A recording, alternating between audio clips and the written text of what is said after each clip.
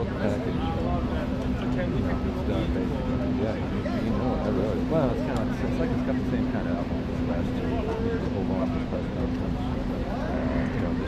The only thing I was confused about, I read a multiple article. I know today is the minerals agreement, critical minerals agreement, but then there's also the AP also makes it sound like New York Times, right? But the AP made it also sound like there's like also a deal to like rebuild Ukraine. Yeah, maybe some sort of thing is combined. Maybe it's like, like I wasn't really sure how to handle that. I didn't rip the whole picture out. I guess we'll hear more when we kind of flush it out, I guess. But and then there's the 1 p.m. press conference. I know they go at 4 o'clock today. If I do anything, I'm at the... If our U.S. press friends could just be kind to our Ukrainian press friends, please make some space where possible. Anyway, but it's written, and then just basically just I didn't get any video of that. Using large LED just pretty basic stuff, but well, and very little sleep to boot, actually.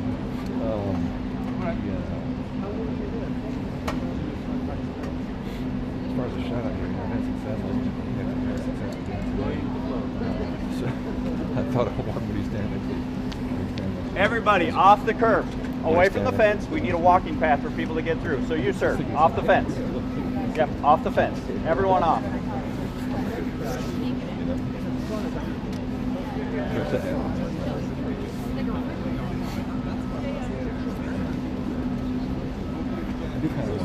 It's being described as maybe a tense meeting.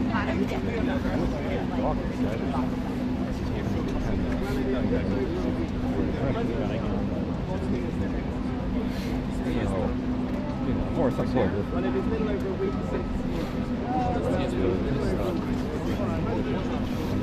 ここしかダメだ。そこ行くのダメって言われた。もう座れないぐらい3人いる人が3人人がいるんですよ。そう座ってる。だからここにいます。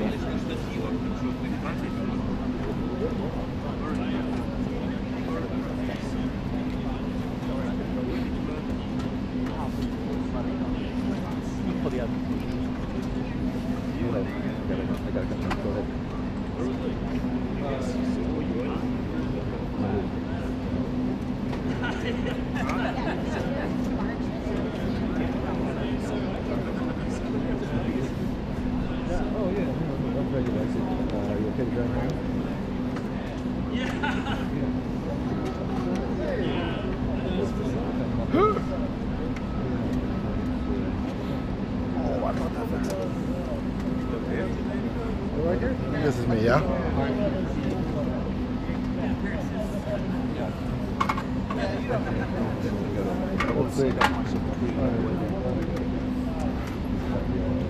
Did you see Gina today? Did you see Gina today? Okay. What's your favorite football? Anyway,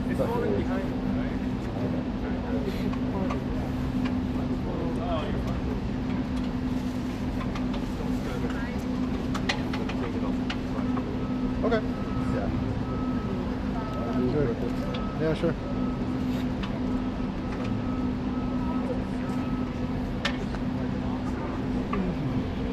did you see? What's that, sorry? Did you see Actuelt? I did the zoom out to show where it was. Actually, I saw when you did it. Yeah. It was right at the end of one of my answers. Yeah, but it worked well. Did it? Because that's the only thing I was thinking about. I wonder what the timing looked like. Maybe it was great They cut timing. it well because they stopped when it stopped. They went over the stop, and then when you stop speaking, I think Oh, okay, that makes sense. Yeah. it worked. I actually wasn't it like okay now he's stopping before we see they start moving. Yeah. All right. Well, good that it worked. But it was I needed to wait for you to look the second time because the first time was like straight in the beginning of there. But I did see where. Yeah, that was a good call. I think so. It's not always possible, but there it was. Yeah.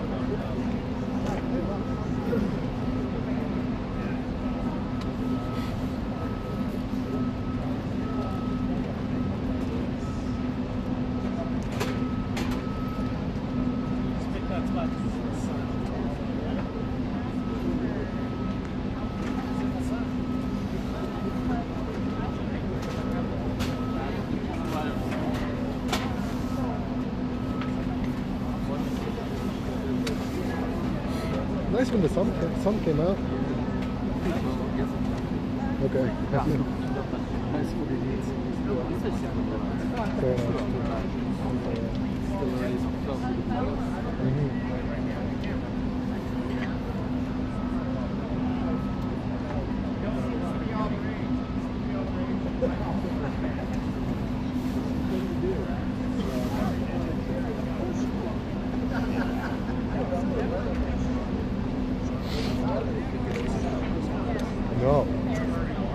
No, which is, I'm gonna ask. Did you get the credential?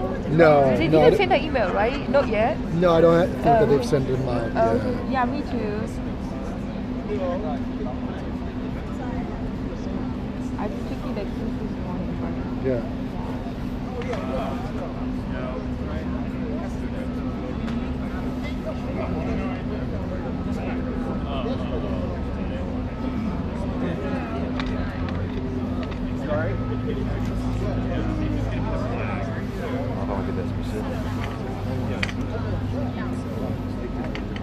No, I'm good.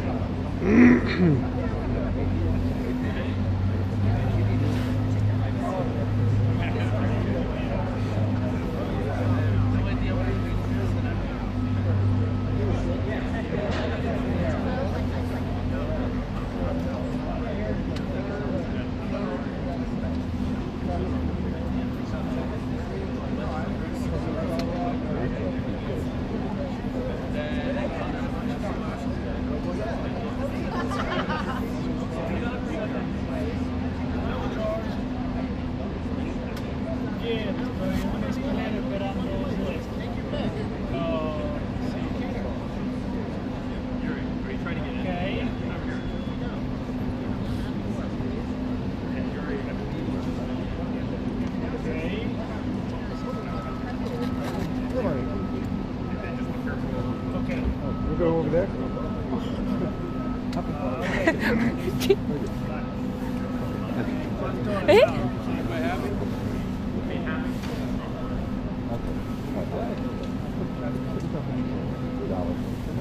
$1.50.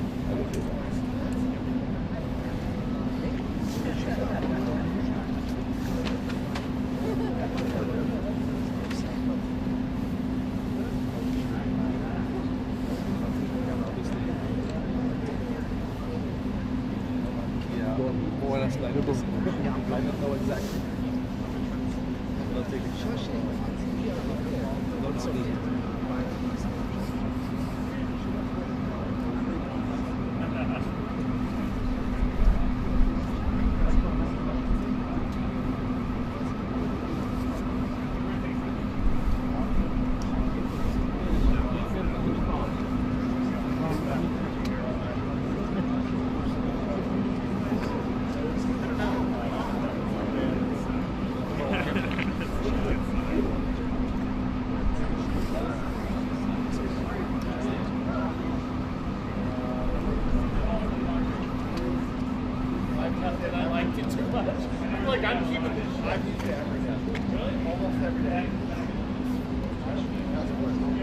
Does the tripod on the grass belong to anyone?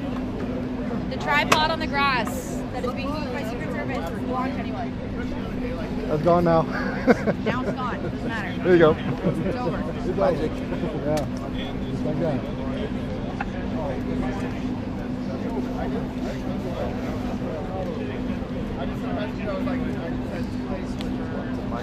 Sorry? Okay, great.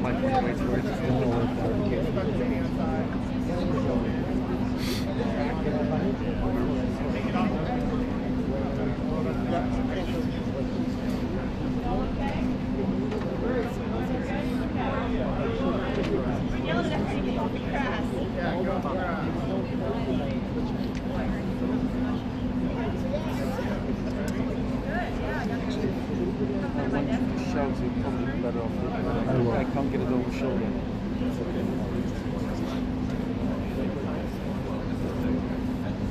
Well, you probably want to switch positions with me a little bit, right?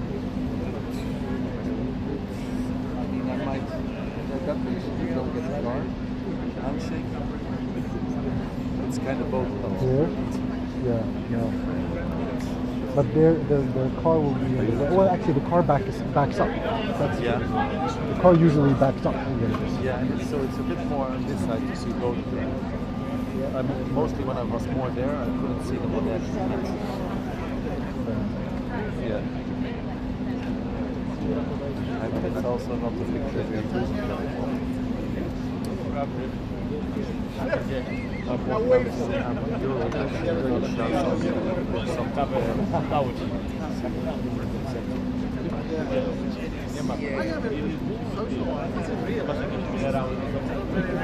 because I have this picture before us, before we even start. Okay.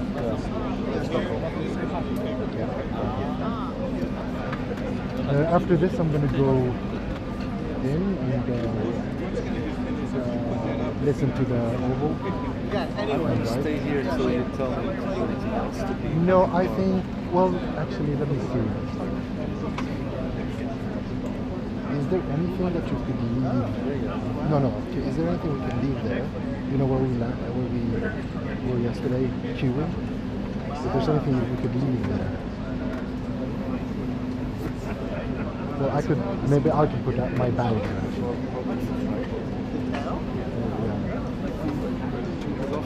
You don't come back to this place, no one stays here anymore. As soon as they're giving you don't allow this way. So let's see what's going on.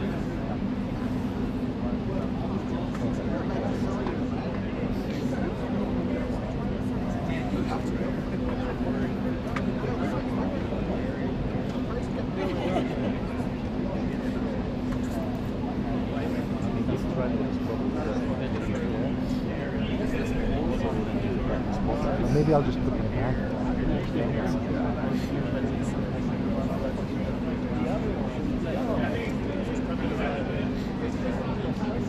Marek, would you like a spot here? Would you like a spot here? Hey, usually those getting. No, there. Maybe in between those two.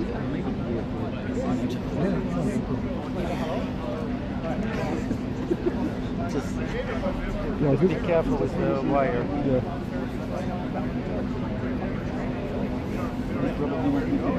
Yeah, probably on that side, yeah.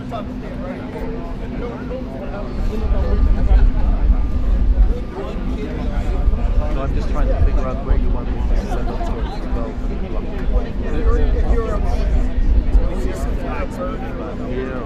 I think here. I think we're going to be here. Then I'm going to stick here and Here. let you go for the... Either I think this one or I'll just put my bag. Yeah, I mean this one is pretty good. Then My I lights don't trying know if we'll get okay, no credentials in this bag.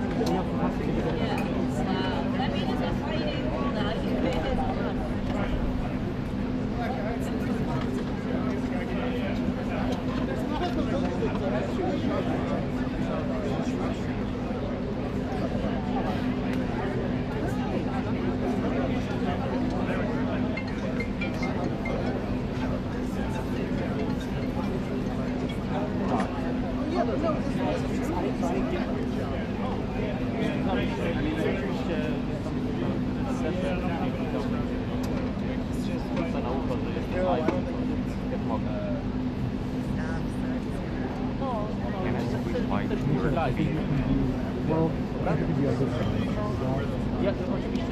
Does he like kind of face? Your question? No? No.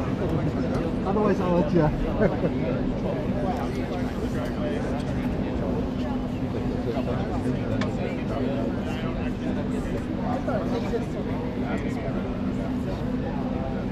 Well, look, it's just about the impression, right? If they say a single word, it's interesting just to see. Is that what, yeah, that's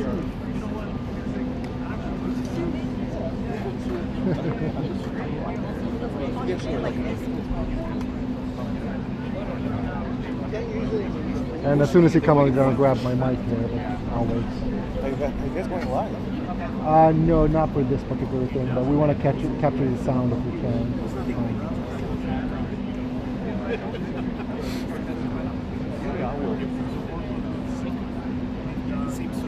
Now we're like waiting for somebody's coming.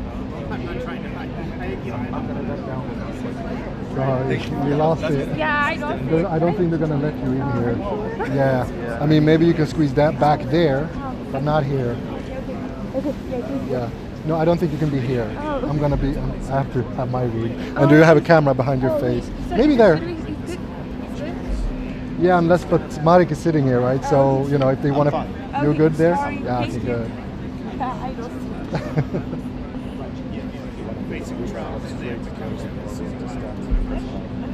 You good? It's such a horrible thing to say in our profession, right? We're so used to being uncomfortable. We're standing for hours. Hey, Misha, was Rubio at the press conference yesterday at all? I didn't see him. He was at the Oval, but I did not see him during the press conference.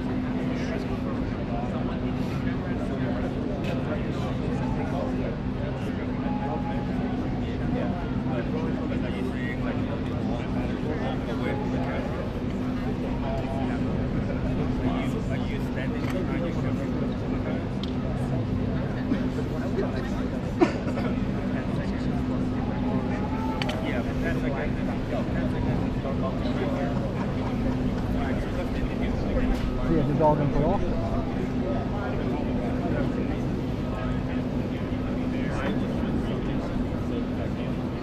Tredje dagen utländskt besök här i huset. Den här gången är det mer press än de andra dagarna. Det är Volodymyr Zelensky, Ukrainas president, som kommer hit och ska underteckna ett avtal med Donald Trump hade tänkt. Det är ganska mycket som är lite oklart om det här avtalet.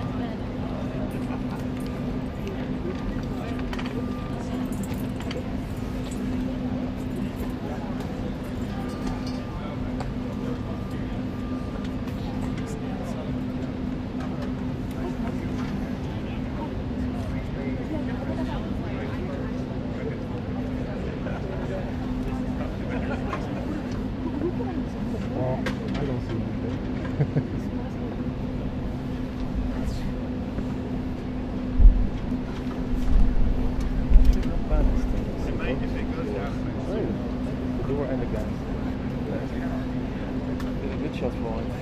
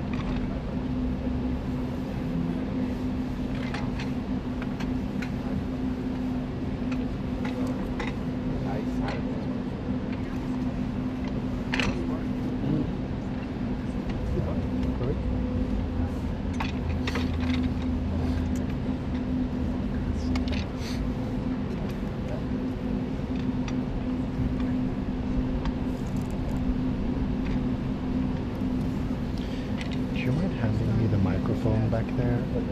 Yeah, just lift it straight up. Thank you so much. Appreciate that.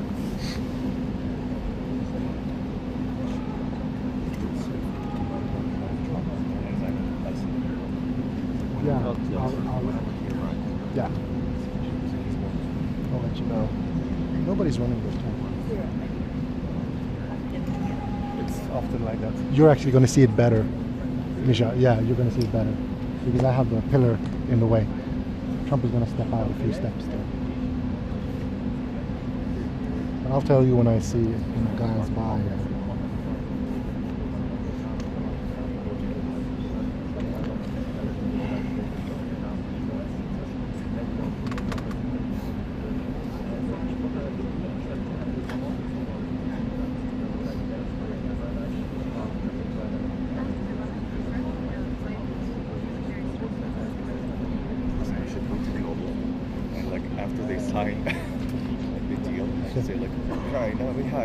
Vi har ett resultat!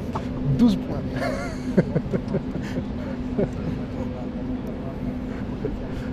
Nobody got that joke by me.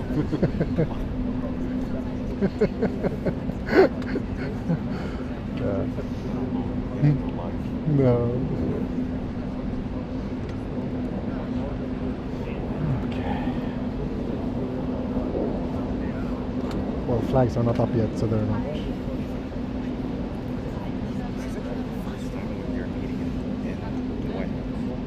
Yeah, them two, yes, yeah. I mean, he was here, was it 3 times to meet with Biden, I think, but first time for them here. Although they did meet in New York, of course. He met in New York with Trump. Was it twice? Yeah, okay.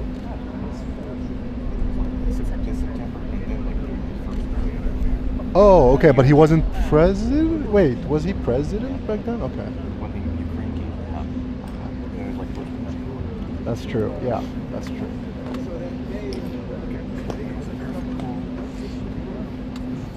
Yeah.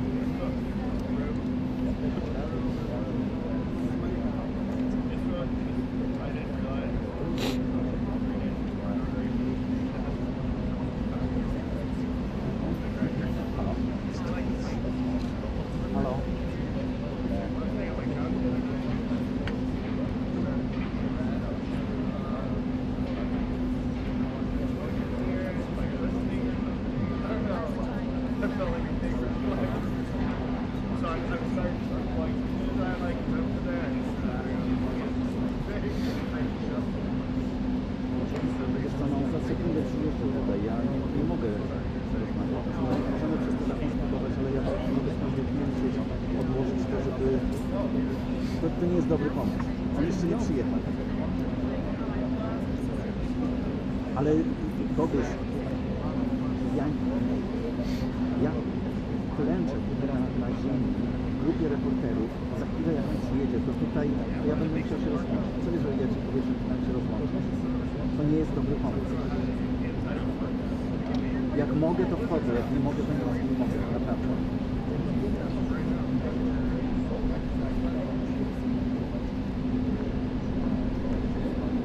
Chyba, że teraz, w tej sekundzie.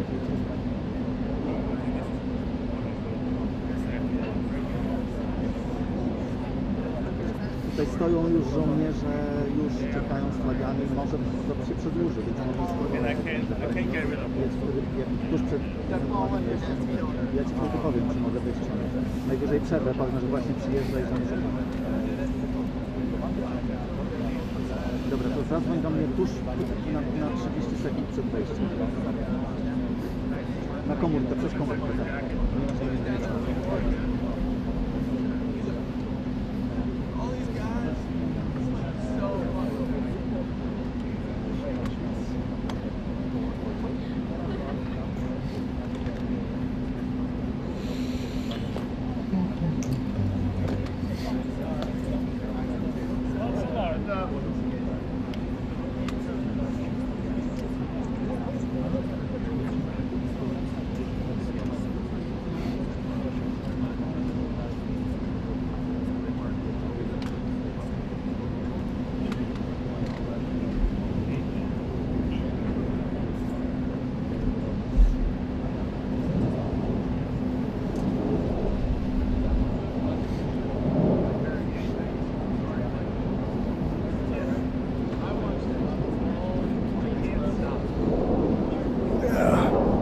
They haven't even opened the gates yet, right?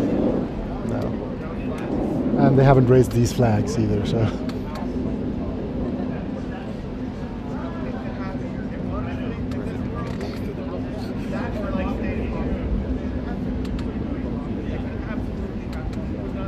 It was so funny. I caught Macron after his meetings. I caught him walking down Pennsylvania Avenue, like right after. He was just walking down. Yeah, I think he wanted to go see Lafayette. I think so. I honestly think so. Maybe he wanted to go there. Yeah, a little bit.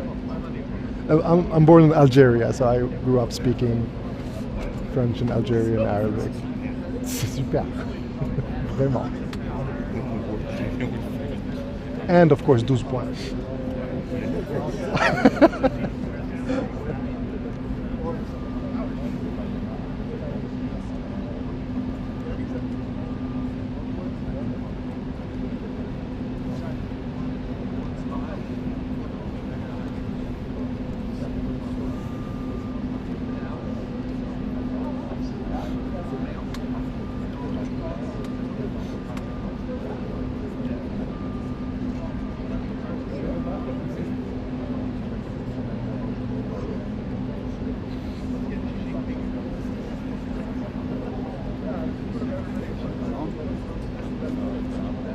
Teraz szybko, no możemy.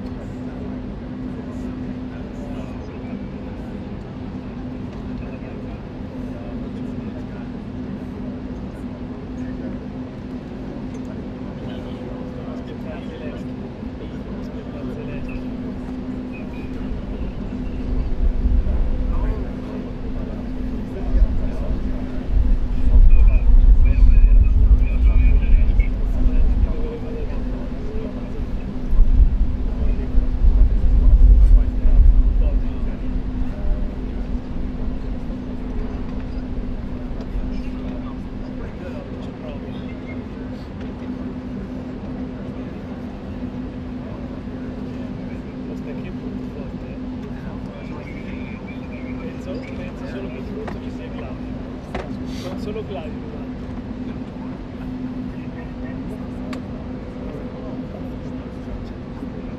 serdecznie.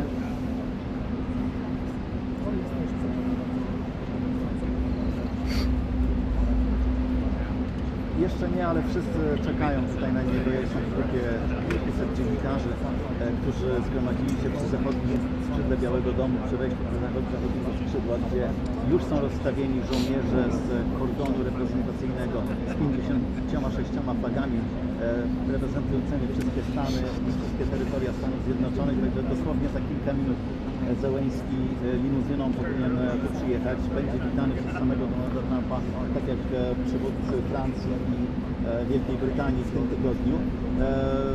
No a potem będzie spotkanie w gabinecie owalnym, będą odpowiadać na pytania dziennikarzy, będzie podpisanie tej ramowej umowy, ale z tego, co przed chwilą się dowiedziałem, to nie sami prezydenci, tylko ministrowie skarbu i finansów ze strony amerykańskiej i Ukrainy to porozumienie ramowe podpiszą, bo jest to takie wstępne porozumienie. Ono mówi o współpracy w wydobyciu minerałów i eksploatacji złóż naturalnych Ukrainy, ale to nie jest jeszcze ostateczne porozumienie, nie ma tutaj także gwarancji bezpieczeństwa dla Ukrainy.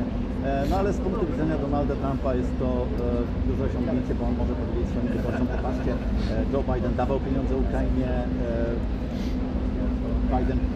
Trump powtarza tę liczbę $350 miliardów, która jest znacznie zawyżona, no ale może powiedzieć swoim wyborcom: zobaczcie, ja odzyskuję także pieniądze, nie tylko daję Ukrainie. I myślę, że muszę już kończyć, bo słychać już limuzynę prezydenta Zełenskiego. Don't they take up their flags first? Yeah, I All know. the time, I right? listening to the sounds. Oh, okay.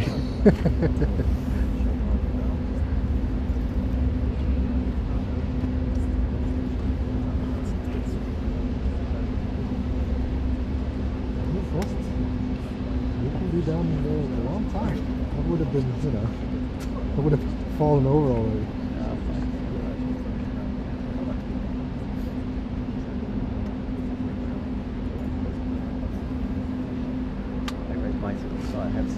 Oh, that's what it is. It's a super nice race in Sweden. It's 300 kilometers. Yeah, I did it a few years back. It was fun. It took me many hours. And it starts in the middle of the night. I done it. Yeah. Yeah. Yes. It took me like 15 hours. Started at midnight and I finished at 3 p.m. the day after.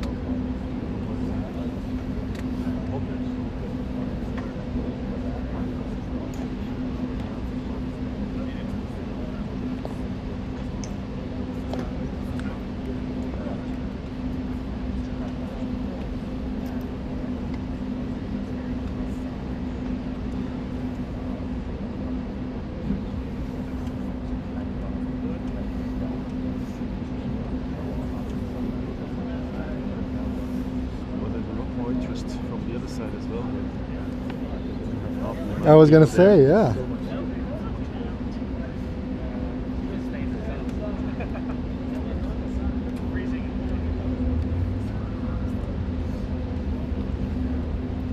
Can you take a quick picture? Laying down.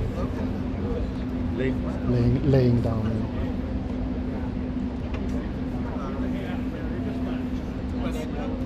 Thank you, Misha. Thanks. Last ones I couldn't see, but Perfect, thanks.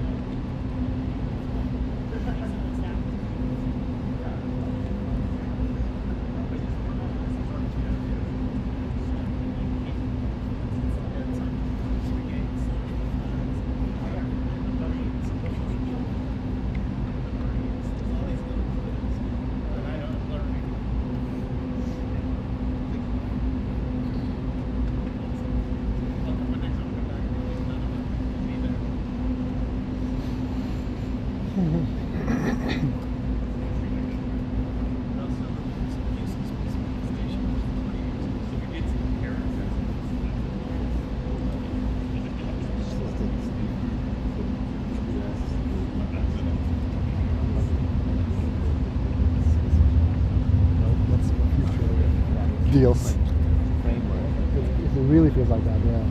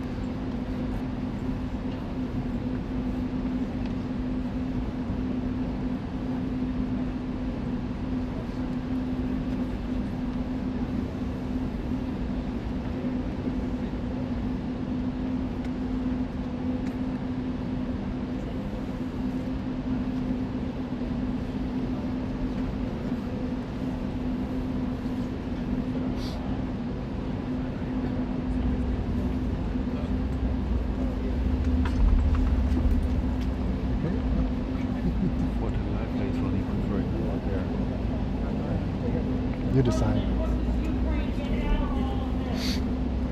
Mr. President, do you think it's going to be a good meeting, sir?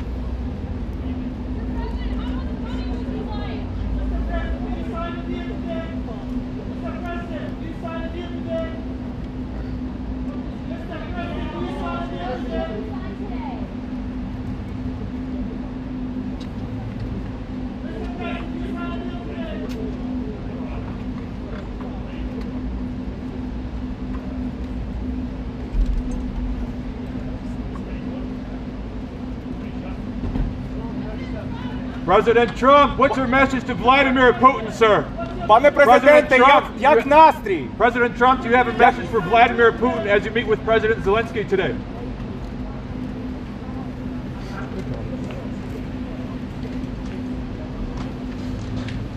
He applied for something, didn't he? Couldn't hear though. Yeah. Okay. Owen, did he show thumbs up? Like, I mean, At some point it did, but I'm not sure when that exactly was.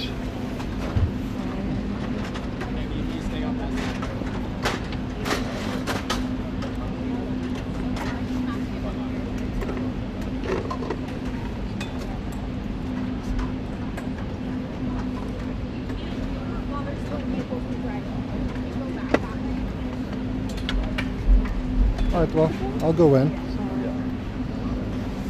There you go. Sorry, buddy.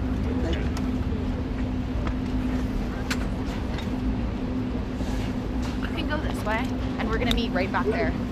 Of course.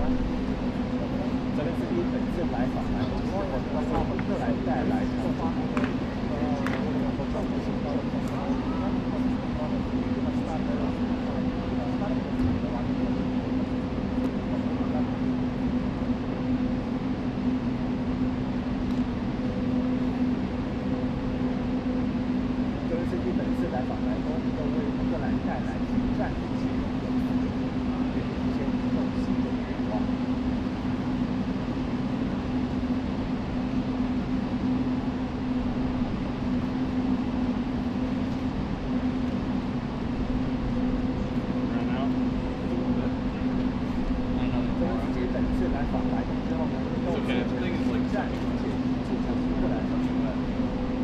voice the moose, Denmark, and then voice the bird.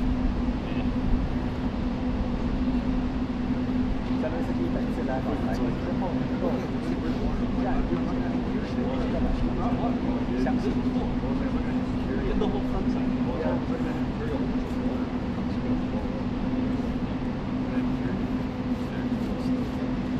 Oh, I see. This one right here. 德文斯基本次来访白宫之后，能够组成一战，并且维持乌克兰民主政策。美国领导人华裔在白宫和巴西报道。That's like the rare 美国领导人华裔 case.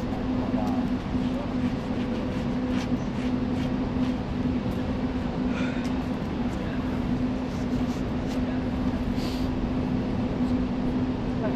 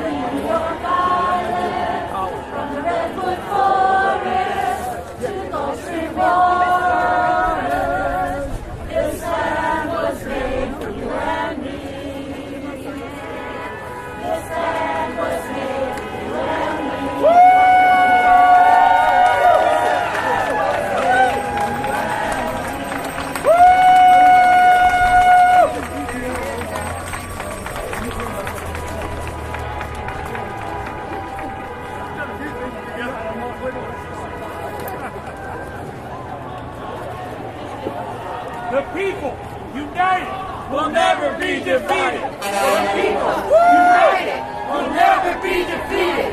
The people united will never be defeated. The people united will never be defeated. The people united will never be defeated. The people united will never be defeated. The people united will never be defeated. The people united will never be defeated. The people united will never be defeated. The people united will never be defeated. The people united will never be defeated. The people united will never be defeated. The people united will never be defeated. The people united will never be defeated. The people united will never be defeated. The people united will never be defeated. The people united will never be defeated. The people united will never be defeated. The people united will never be defeated. The people united will never be defeated. The people united will never be defeated. The people united will never be defeated. The people united will never be defeated. The people united will never be defeated.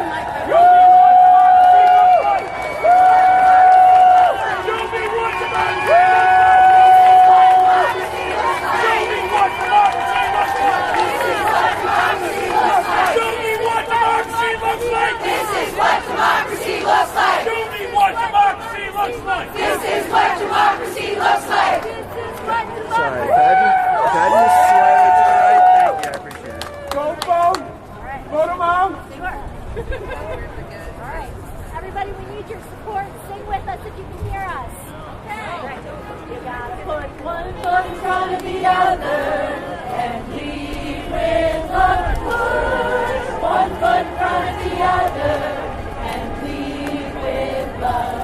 You gotta put one foot in front of the other and lead with love. Put one foot in front of the other and lead with love. Don't you give up. Don't you give up. You're not alone. You're not alone. Just look ahead. Just look ahead. Keep moving on. Put one foot in front of the other.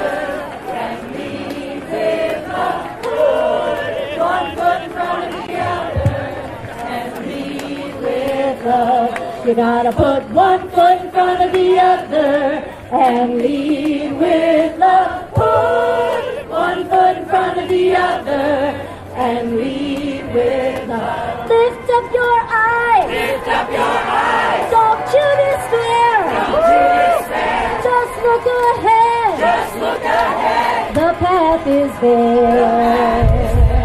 You gotta put one foot in front of the other and lead with love. Put one foot in front of the other and lead with love. You gotta put one foot in front of the other and lead with love. Put one foot in front of the other and lead with love. I know you're scared. I know you're scared. And I'm scared too. But here I am. But here I am. Right next to you. Right next to you. You gotta put one foot in front of the other and lead with love. Put one foot in front of the other and lead with love. You gotta put one foot in front of the other and lead with love. Put one foot in front of the other and lead with love.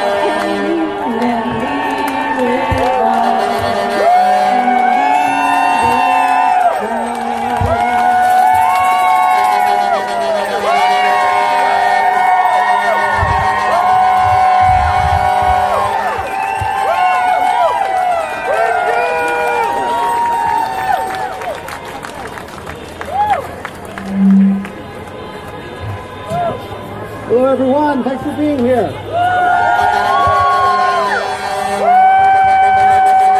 I'm a civil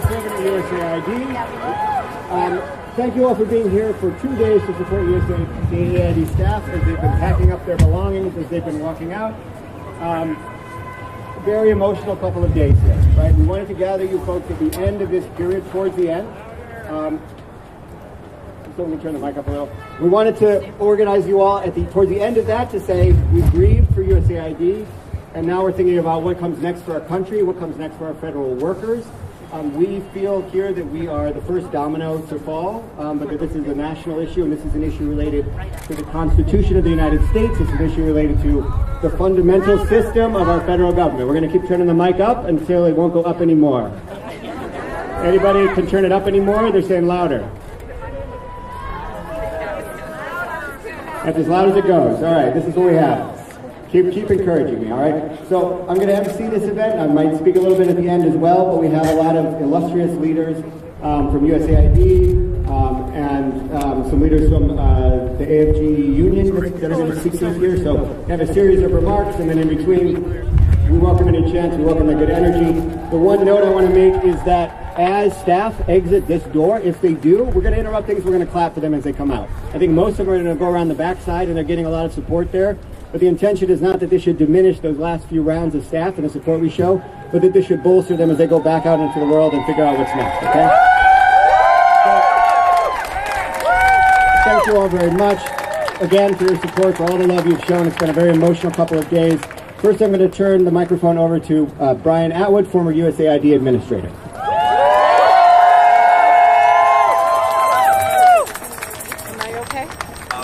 Thank you very much, everybody, for coming out today. This is just a really sad occasion.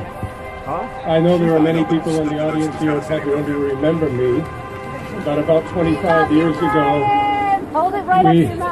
we had to fight like hell to keep AID alive, and we managed to do that until this very day.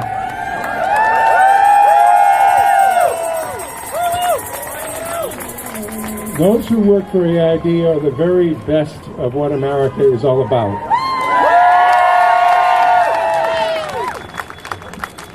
We understand the values that we hold dear. As the former President Biden said, you know, this country is an idea, and a sacred idea that has, for many, many years, led the world in the right direction. We have very serious questions now as to which direction we are heading. But I just want to say one thing about the situation we're in now. If there's a silver lining, it is that we have journalists covering this event, we have people writing articles. The American people are finally coming to an understanding of what AID is all about. It's all about saving lives. It's about, if you will, some people like to call it soft power. I call it hard pragmatism. It's about what we are doing in the world to make it a better place. It isn't rocket science, and yet we have a rocket scientist who has not a clue about what he's doing. Not a clue. I'm not going to speak very long today because it's quite obvious that there are emotions here, and I'm not sure I can control mine for much longer. I really have come to love the people of USAID. I've met with them all over the world. I've seen the people that we help. I've seen the young children that are alive today because of AID's work. I know that the work that we do overseas helps Americans too. I mean, it's just amazing to me that we could go through a pandemic that started many, many miles away and doesn't know any borders, and yet we've foregone the opportunity to protect ourselves against infectious disease. We've allowed our famine early warning system to go dark so that we can no longer tell when the rest of the world will be confronted with a famine.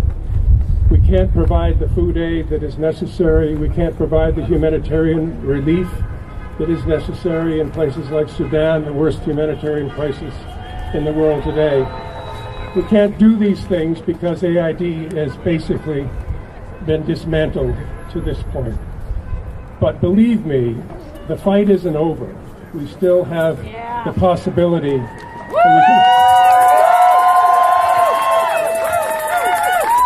We still have the possibility that a few Republicans will come to our aid, people that understand this program and know it well. And the continuing resolution is coming up. It may well be that, unfortunately, compared to the fight that we had previously, that we will be a part of the State Department. But as long as there is a firewall so that development assistance can be used for development purposes, then that might not be such a bad conclusion. We just need to figure out how we continue to fight along and to maintain an institution that has been so valuable to the American people.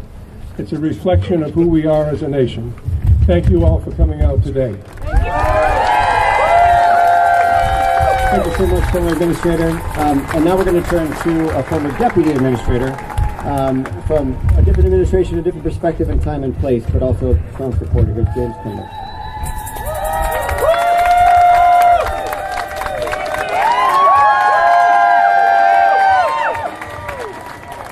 My name is Jim Kunder, and I had the privilege of serving in 3 Republican administrations here.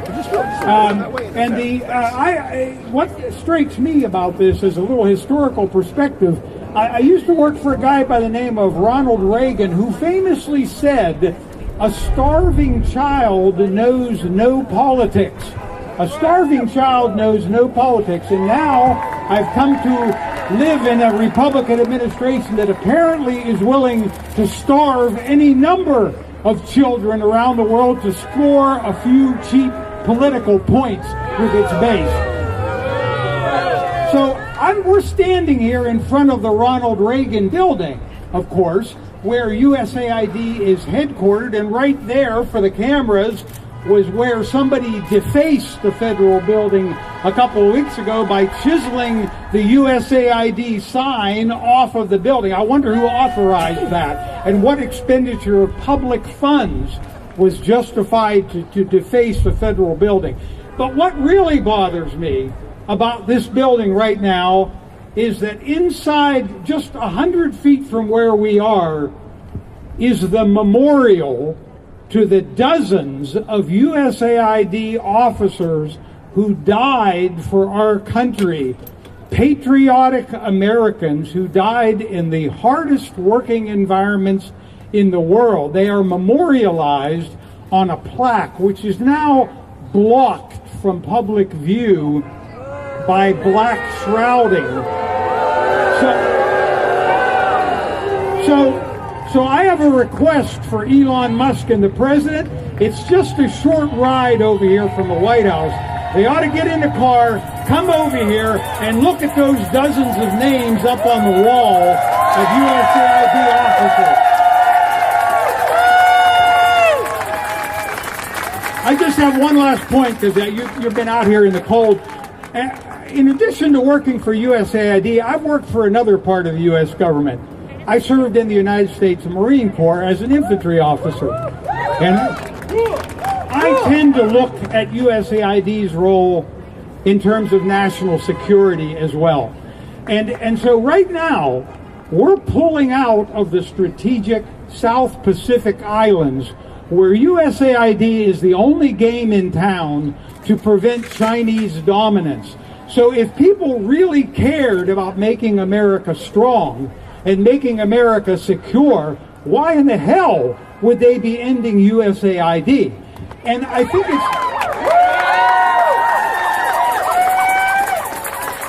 it's very, very symbolic that Elon Musk and his children's crusade are turning this space over to the Department of Homeland Security. Why? Because in stripping USAID people off of the front lines around the world, where they're battling threats to our security, sure as hell, the Department of Homeland Security is going to have more business right here in the United States of America.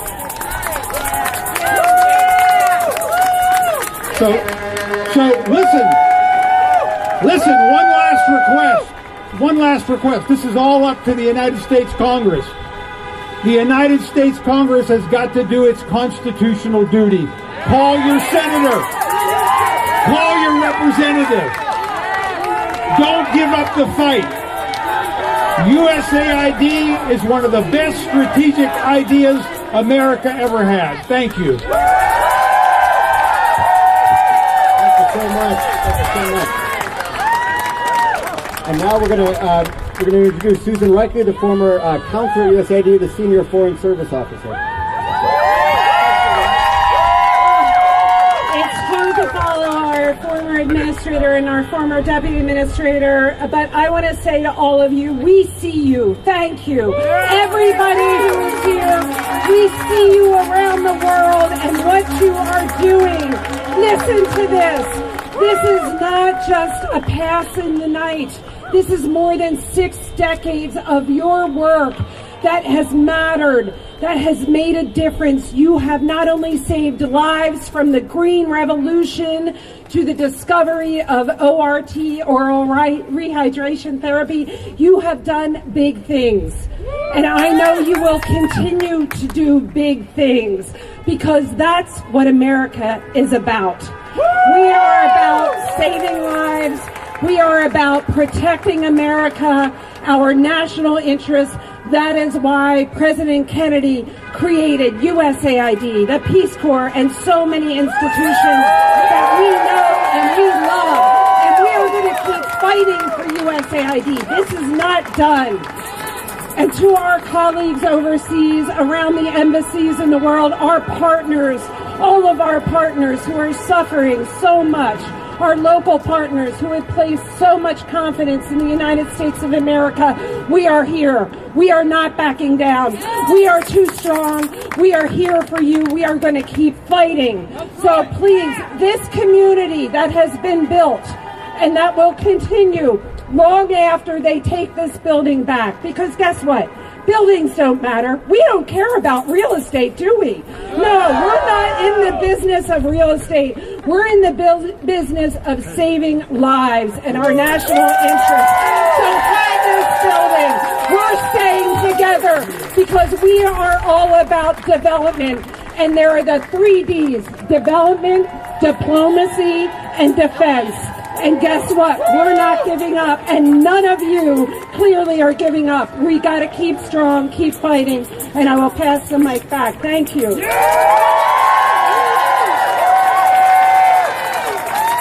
Thanks so much, Susan. And now I'm going to introduce Chris, also a former counselor at USAID. Thank you. We are USAID, and we are proud. We are USAID. We are proud. We are USAID. We are proud. We are USAID. We are proud. But this is about more than USAID. This is about our democracy. This is about the world's richest man eroding our institutions and bringing dishonor to our country. This is about our values, which are being denigrated. This is about 94% of assistance programs being turned off. This is about humanitarian assistance that got a waiver that is now being turned off. This is about people dying. What a legacy. Which is the criminal organization here? This is about our institutions. Where are you, Congress? Speak up. Do your job. This is about American leadership. It's about our place in the world. It's about supporting democracies, not canceling the programs that hold out light for those under oppression. It's about building a better world. As Susan said, USAID is not this building. USAID are the values we all have. Values that unite us. Values based on human dignity. No one can take that from you. No one. No one. No one. So we are USAID, and we are proud.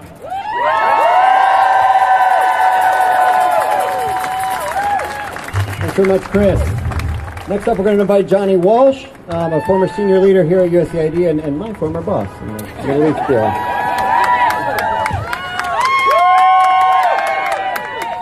Thank you, Dan. I feel like such an imperfect vessel for this. I'm nowhere near as illustrious as the people you just heard from. But I've also just watched my friends, my colleagues, all of these heroes, these patriotic, creative, strategic American heroes walk out of the building, carrying their boxes in images that I hope will last for generations. And we all have to do something, right?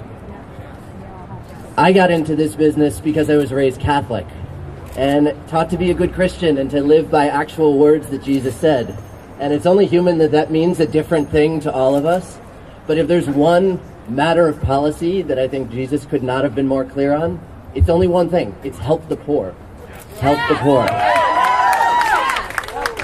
This behind us, this is the main way our society, our government helps the poor all over the world. And those principles have abandoned us today at the highest levels of leadership. But there is so much belief in what this stood for. I'll just share that the first time I encountered USAID, long before I came to work here, I was serving in Iraq for others, and I encountered these USAID officers in the furthest, most dangerous parts of the country, as far out as any soldier or intelligence officer.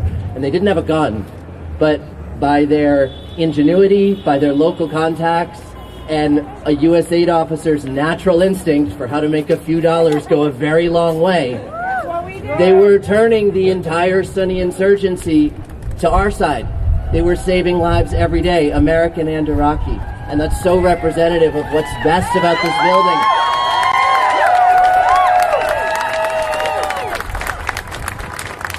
I was lucky enough to get to go to work for USAID when Samantha Power was the administrator here. I got to work with the democracy team that was advancing our democratic values all over the world. It's been so hideously maligned, but this is the place, this is the organization that has stood up for people fighting for freedom, for free speech, for human decency, for civil society. And then I got to work on the Middle East, in the Middle East office, just until recently. And I was thinking, as the Syrian revolution happened, when that war started, before the untold suffering happened there, it was so easy for people to make the argument that it doesn't matter, like it's far away, it doesn't affect our core interests. And then that war gave rise to the most dangerous terrorist group in history and to the refugee crisis that upended Europe. USAID has been there to help, has stuck with Syria all that time. There's a moment of such huge opportunity to save lives and help American interests at the same time. And I don't sense that in the decisions that have happened to shut down USAID, that kind of consideration has remotely entered into the calculus of the people who made this choice. And so it can be such a dark moment, and none of us wants to give in to that. Nope. And I can hear it in everyone who came out here, in every car horn that honks in support, in the cheers for every hero who walks out of the building right now. I think it's the PLR Bureau at this moment. And if there's a thing I take heart from, it's that every one of these people walking out, they are as patriotic and moral and creative and strategic as they were 3 months ago. And they are going to go on to long futures. This was just the beginning of a very difficult period where what started as an attack on USAID has become an attack on the whole federal service. Let's keep going. We are all going to fight. And thank you so much for coming out for these thoroughly decent people. Let's keep this momentum going for as long as we possibly can, because there's real energy here. Thank you so much for coming, and God bless USAID. Thanks so much, Johnny. Now we've heard a lot from USAID leaders. We're going to hear now from Dave Cann of the American Federation of Government Employees, the national, not the local. That's my union, and he's going to talk about how this goes beyond just USAID.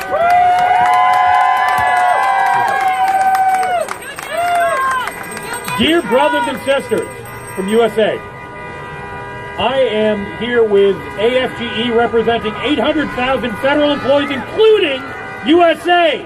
And you are not alone! You are not alone. This is an awful moment. And I want to be here with you to talk about it briefly in regards to the past, the present, and the future. For over 90 years, your union has been fighting to protect and strengthen federal employees. There have been dozens of attacks on federal workers and their rights on the job. The last Trump administration saw attacks on your local and your union, and you came out stronger than before. Right now, there is an attack on federal employees, including USAID.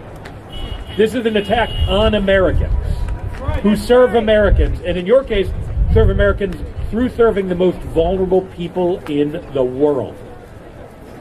It is disgusting, it is cowardly, it is based on ignorance, and it will not stand. That's right.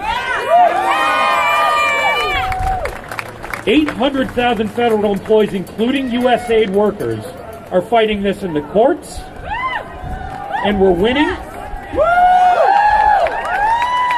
Last night, the court said that the termination of probationary employees across the federal government was impermissible. That's your union, that's your power. We've had temporary restraining orders that have lasted, we've had temporary restraining orders that haven't. We're not going to win every battle. And today is proof that we're not going to win every step of the game. But this fight goes 90 years into the past and it goes into the future. The work you do is work that comes from your caring and your compassion and your love for other people. As one of the previous speakers said, that's not going anywhere.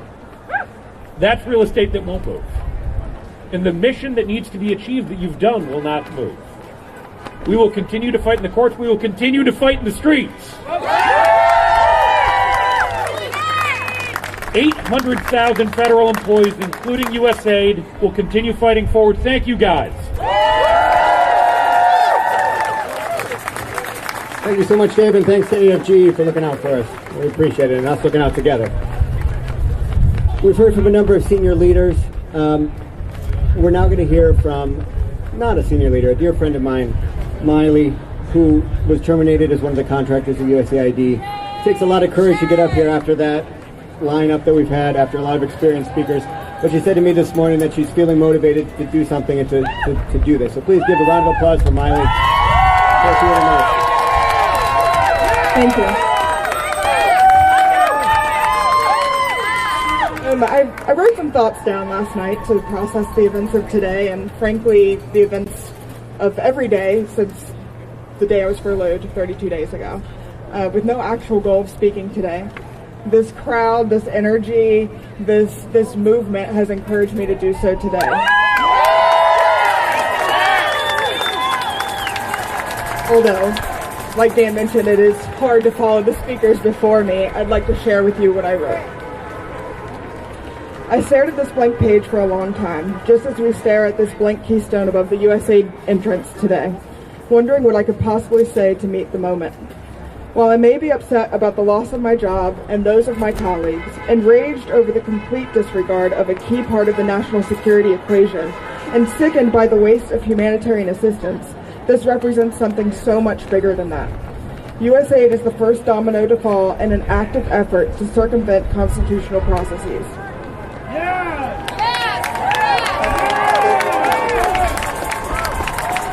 As an American who is proud of the land that raised me, I can understand holding out hope that checks and balances will suddenly reappear. I can understand being optimistic in hopes that the America we all once knew will appear again. I can understand wanting to believe that those in power in our government are not this malicious. But what do I say? What can I say that will affect the narrative and effectively communicate these points to those who just don't see it? Again, I return to this blank page. After all, I'm a nobody. Who's going to listen to me? I am one low-level contractor who lost her job after a very brief career at USAID compared to a lot of those standing around me today.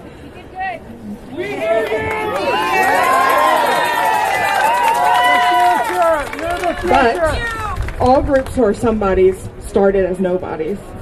All movements started somewhere. Every resistance had an origin point. For the people, by the people. We are the people. We are the ones that need to stand up against these unconstitutional acts. I urge us to look past the cloaks of government efficiency and taxpayers' interests and consider what is really being done here. Think about what you want for this nation and the ideals upon which it was founded. For a little pop culture reference, to quote Jane Fonda's recent acceptance speech, we are living in the documentary. Can we meet the moment? Thank you all so much for being here today.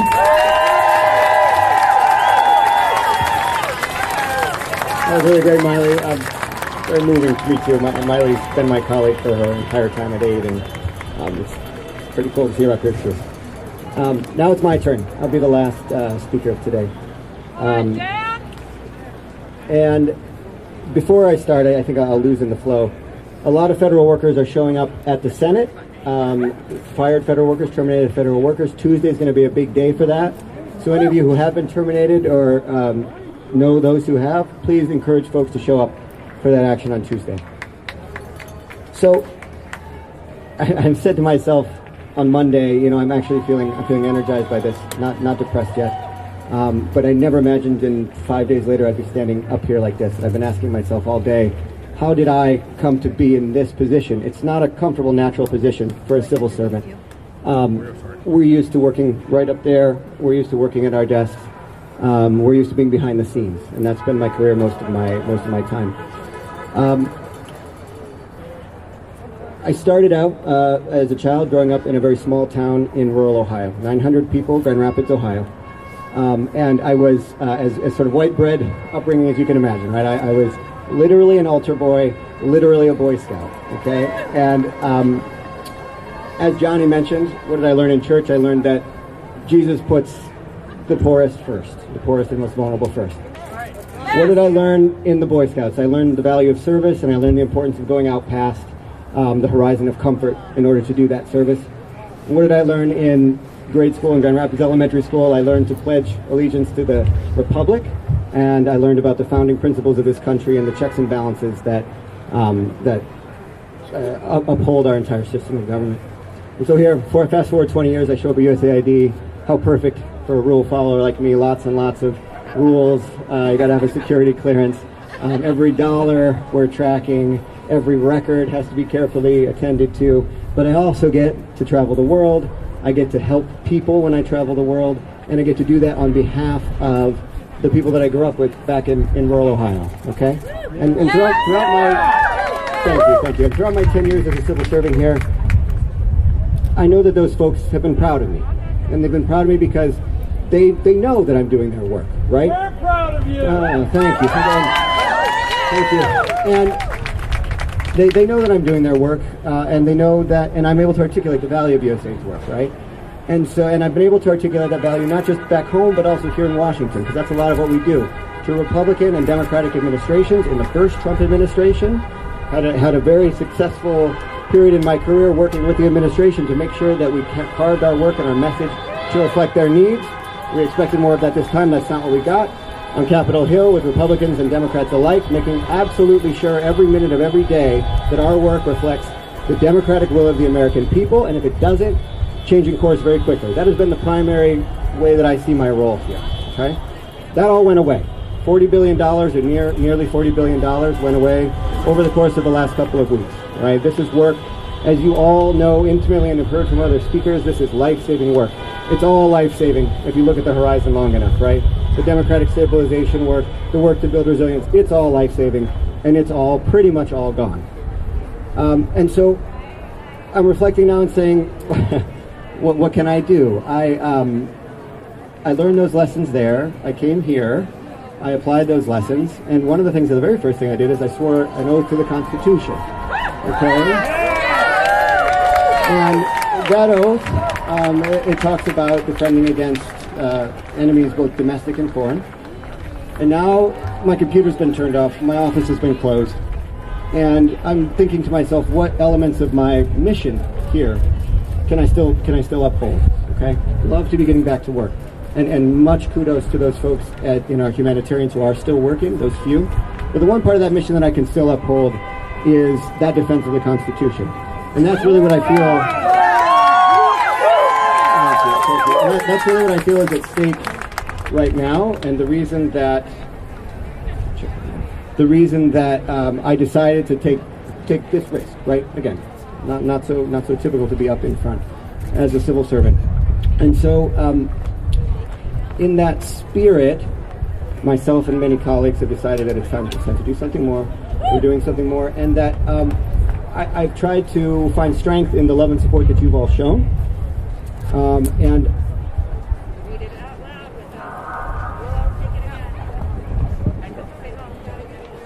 all right, I have the oath here in front of me, and so I think we'll reaffirm that oath in just a moment here. But just to kind of conclude what I was planning to say here, I've taken strength in the love and support from that community, and I've thought, what message would I be giving back to that community in Ohio? Okay, and I would be saying, some of you may feel more or less strong about the work of foreign assistance. You may need to be convinced, right? But one thing that's absolutely certain is that this is not an attack on me. It's not an attack on this agency. It's an attack on the democratic principles that underpin the United States government. And why is that? It's because their representatives voted for this funding, Republican and Democrat alike. It's because their representatives over the years established USAID, continue to appropriate funding for USAID. Their representatives voted for the nominees to the courts that have placed the orders on USAID. The USAID is now rejecting. And so, yes, USAID is important. Yes, the work we do is important. Yes, we as civil servants are important.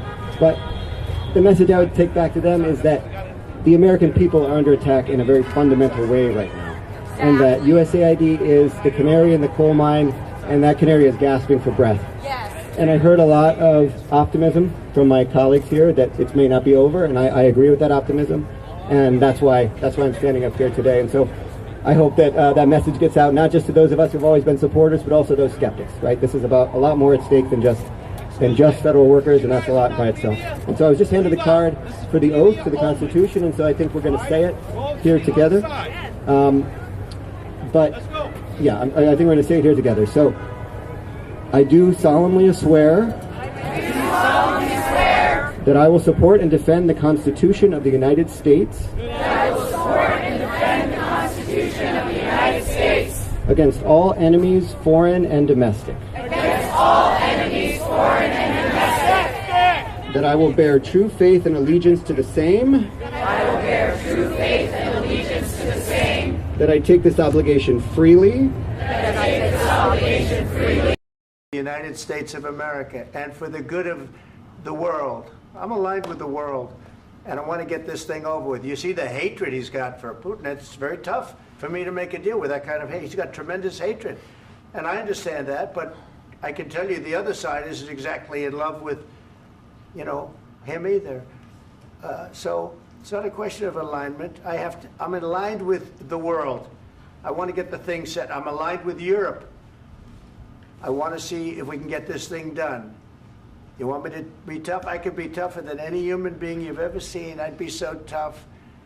But you're never going to get a deal that way, so that's the way it goes. All right, one more question. Hey, I will respond to this. So look, for 4 years in the United States of America, we had a president who stood up at press conferences and talked tough about Vladimir Putin, and then Putin invaded Ukraine and destroyed a significant chunk of the country. The path to peace and the path to prosperity is maybe engaging in diplomacy. We tried the pathway of Joe Biden of thumping our chest and pretending that the President of the United States' words mattered more than the President of the United States' actions. What makes America a good country is America engaging in diplomacy. That's what President Trump is doing. Can I ask you? Sure. Yeah? Yeah. Okay. So he occupied our parts, big parts of Ukraine, part of East and Crimea. So he occupied it on 2014. So during a lot of years, so I'm not speaking about just Biden, but those time was Obama, then President Obama, then President Trump, then President Biden, now President Trump, and God bless, now President Trump will stop him. But during 2014, nobody stopped him.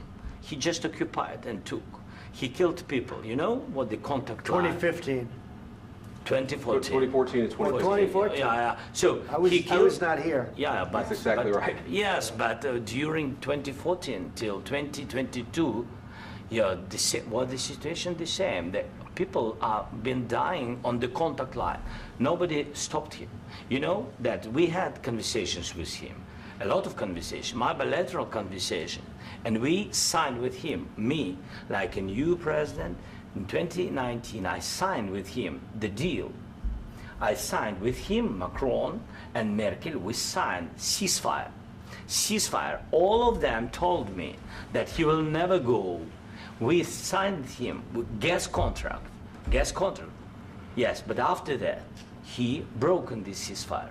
He killed our people and he didn't exchange prisoners. We signed the exchange of prisoners, but he didn't do it.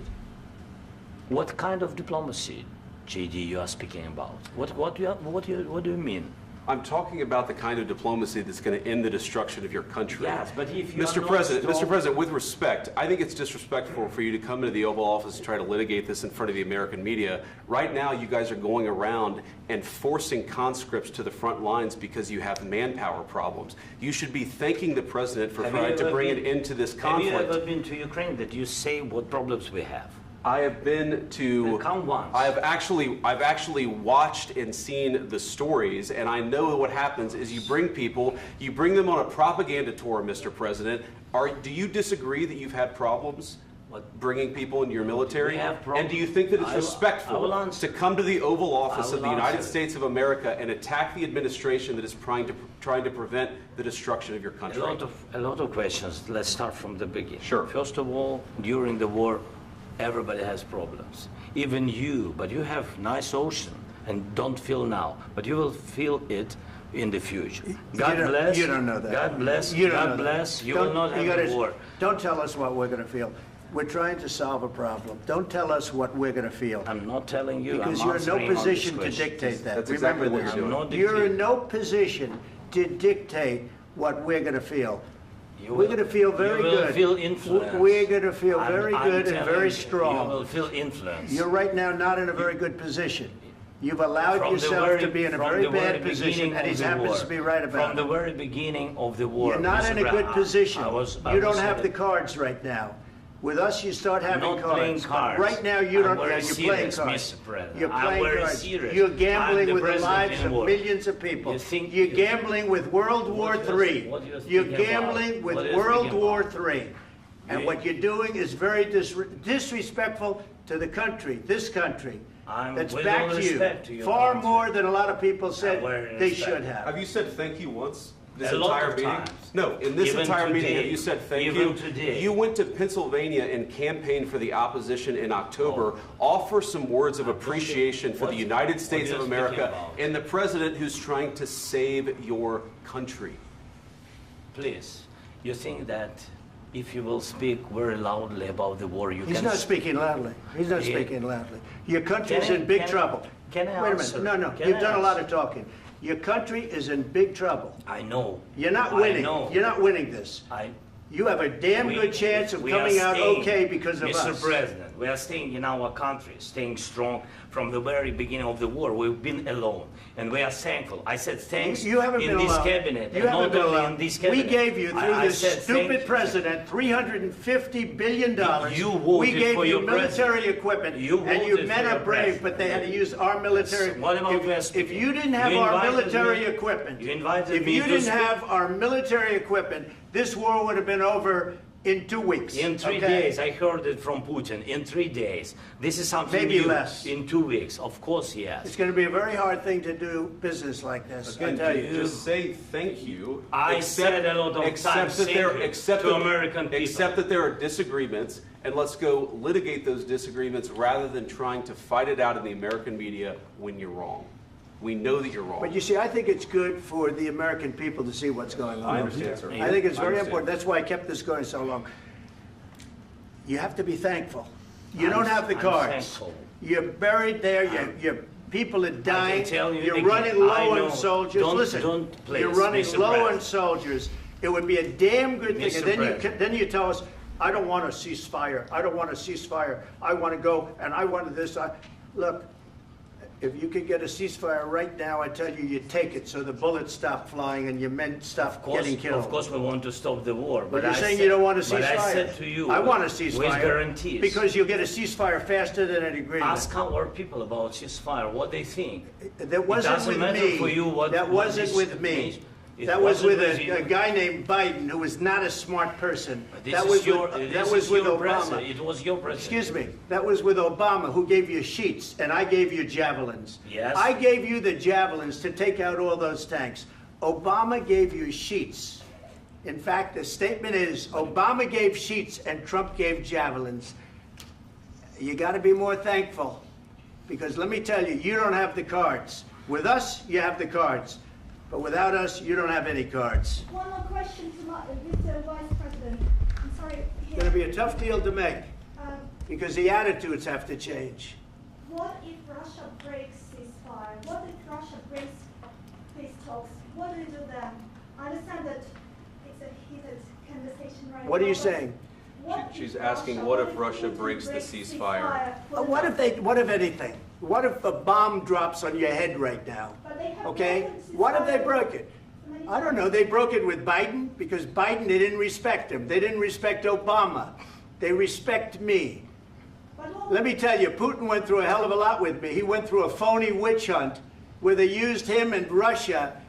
Russia. You ever hear of that deal? That was a phony Hunter Biden, Joe Biden scam. Hillary Clinton, Shifty Adam Schiff. It was a Democrat scam. And he had to go through that. And he did go through it. We didn't end up in a war. And he went through it. He was accused of all that stuff. He had nothing to do with it. It came out of Hunter Biden's bathroom. It came out of Hunter Biden's bedroom. It was disgusting. And then they said, oh, the laptop from hell was made by Russia. The 51 agents. The whole thing was a scam. And he had to put up with that. He was being accused of all that stuff. All I can say is this. He might have broken deals with Obama and Bush, and he might have broken them with Biden. He did, maybe. Maybe he didn't. I don't know what happened. But he didn't break them with me. He wants to make a deal. I don't know if you can make a deal. The problem is I've empowered you to be a tough guy. And I don't think you'd be a tough guy without the United States. And your people are very brave. But you're either going to make a deal or we're out. And if we're out, you'll fight it out.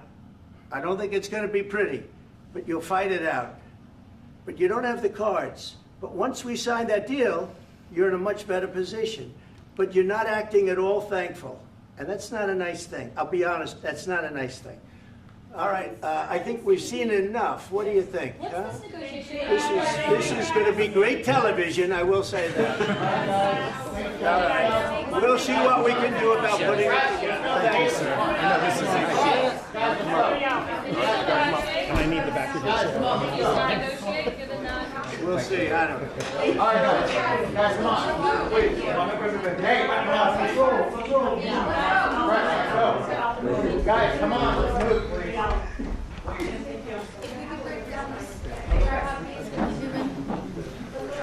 Thank you.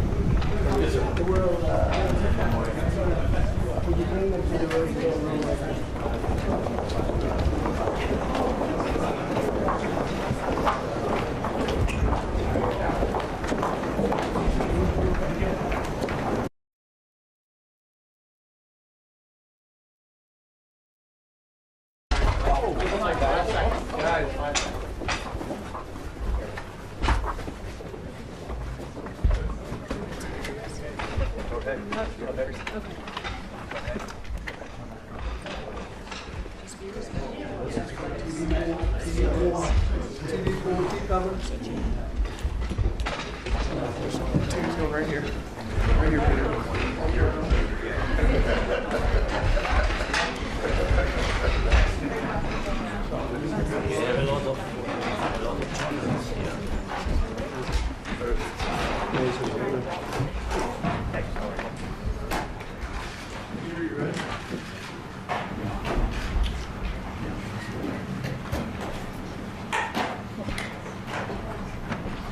Well, thank you very much. It's an honor to have President Zelensky of Ukraine.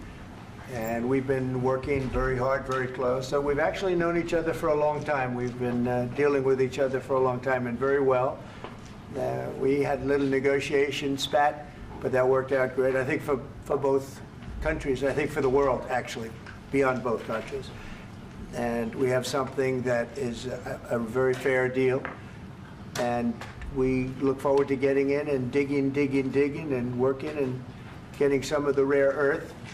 But it means we're going to be inside, and it's a big commitment from the United States, and we appreciate working with you very much. And we will continue to do that. We have had some very good discussions with Russia. I spoke with President Putin, and we're going to try and bring this to a close. It's something that you want and that he wants. We'll have to negotiate a deal. But we've started the confines of a deal, and I think something can happen. The big thing is the number of soldiers, mostly at this point, but soldiers being killed. You're losing thousands of soldiers. So on both sides, we're losing a lot of soldiers, and we want to see it stop. And we want to see the money get put to different kinds of use, like rebuilding. And we're going to be working very hard. But we've had a lot of very good conversations. I will say until we came along, the Biden administration didn't speak to Russia whatsoever. They didn't speak to anybody. They just allowed this to continue. And I will say that, I'll say in front of you, you've heard me say it 1,000 times, if I were president, this war would have never happened. We would have had a deal negotiated for you without having to go through what you've gone through. But your soldiers have been unbelievably brave. We've given them great equipment, but somebody has to use the equipment. They've been unbelievably brave, and we give them great credit. This was supposed to be over very quickly, and here we are 3 years later. So I give tremendous credit to your generals and your soldiers and yourself in the sense that it's been very hard fighting, very tough fighting. They're great fighters. And you have to be very proud of them from that standpoint. But now we want to get it over with. It's enough, right? We want to get it over with. So it's an honor to have you here. Thank you very much for coming. We're going to sign the agreement at the conference in the East Room in a little while, right after lunch. And we'll be having lunch together. We're also discussing some other things. And we appreciate everybody being here. It's somewhat of an exciting moment, but the really exciting moment is when we get when they stop the shooting and we end up with a deal. And I think we're fairly close to getting that, and an honor to have you. And please, if you'd like to say something. Yeah, thank you so much, Mr. President. Thank you for the invitation. And really, I hope that this first document will be a first step to real security guarantees for Ukraine, our people, our children. I really count on it. And of course, we count that America will not stop support. Really, for us, it's very important to support and to continue it. I want to discuss it with details further during our conversation, and of course, the infrastructure or security guarantees. Because for today, I understand what Europe is ready to do. And of course, I want to discuss with you what the United States will be ready to do. And I really count on your strong position to stop Putin. And you said that enough with the war. I think that is very important, Ben, to say these words to Putin at the very beginning of war, because he is a killer and terrorist. But I hope that together we can stop him. But for us, it's very important to, to save our country, our values, our freedom and democracy, and of course, no compromises with the killer about our territories, but it will be later. And of course, what I wanted, we spoke about it by phone with you, about the drones production. We have very good drones production. I think the best one in the world for today because of the war. Yes, and of course, we need very much the air defense. You have the best air defense in the world, and really you helped us under attacks of Russians. And I want to speak how we can exchange the licenses. We're open to share the licenses of all our drones with you, of course, with the United States. And we need licenses for quick production of air defense. Even after the war, we need our nation to be calm, that we are secure. So that's why we need this air shield. And of course, about this I want to speak about the contingents. I think that France and UK already spoke to you, and we know that Europe is ready, but without the United States, they will not be ready to be as strong as we need. And the last point, last not least, about exchange, about our people and children. And you know that these crazy Russians, that they stolen 20,000 of children, Ukrainian children. They changed their names, they changed their families, relatives, and now they're in Russia. We want to bring them back, and really, it's a big dream, task, and goal for me, and our warriors. By the way, Mr. President, we exchanged, released more than 4,000 warriors from Russian prison, but there are thousands more in the prison. I wanted to share with you some images. How it's can I now? Yeah, please. Some minutes, 1 minute, 1 minute. Just you to understand in what circumstances, in what situation they are, and what the attitude of Russia to our prisoners. That guys, just you before and after. And you see before and after, just you to understand. Now thousands of such guys, ladies and men, there, and that, so they don't eat, they beat them, and they, they do a lot of bad things. So out of, even during the war, there are rules. Everybody knows there are rules during the war. So these guys, they don't have any rules. You see that 50, 60 kilograms left, and a lot of such things. And I didn't want to show you what the changes with images of children, because I will just share with you. And I mean, it's looking tragic. Yep, that's tough stuff. Yeah, I wanted very much to give you, and you see it. Yeah. This is pastor, by the way. They stolen pastors, because it's not Russian church. They stolen pastors and moved pastors to the prison. At the end of last year, we brought 3 pastors, and we could exchange them. And this is pastor, you see. Yeah, it's tough. Yeah, so I mean, this I wanted to show you, and this. So thank you very much. We want to get that ended, right? Yeah, of course. We And want. I think we will. And We have to, of course. Do you have any questions, please? Mr. President. Thank you, Mr. President. With how much money is the U.S. going to put into the fund that is being created today, and how does this provide long-term security for Ukraine? Well, we don't know exactly how much, because we're going to be putting some money in a fund that we're going to get from the raw earth that we're going to be taking and sharing in terms of revenue. So it's going to be a lot of money will be made from the sale and from the use of raw earth. And as you know, our country doesn't have much raw earth. We have a lot of oil and gas, but we don't have a lot of the raw earth.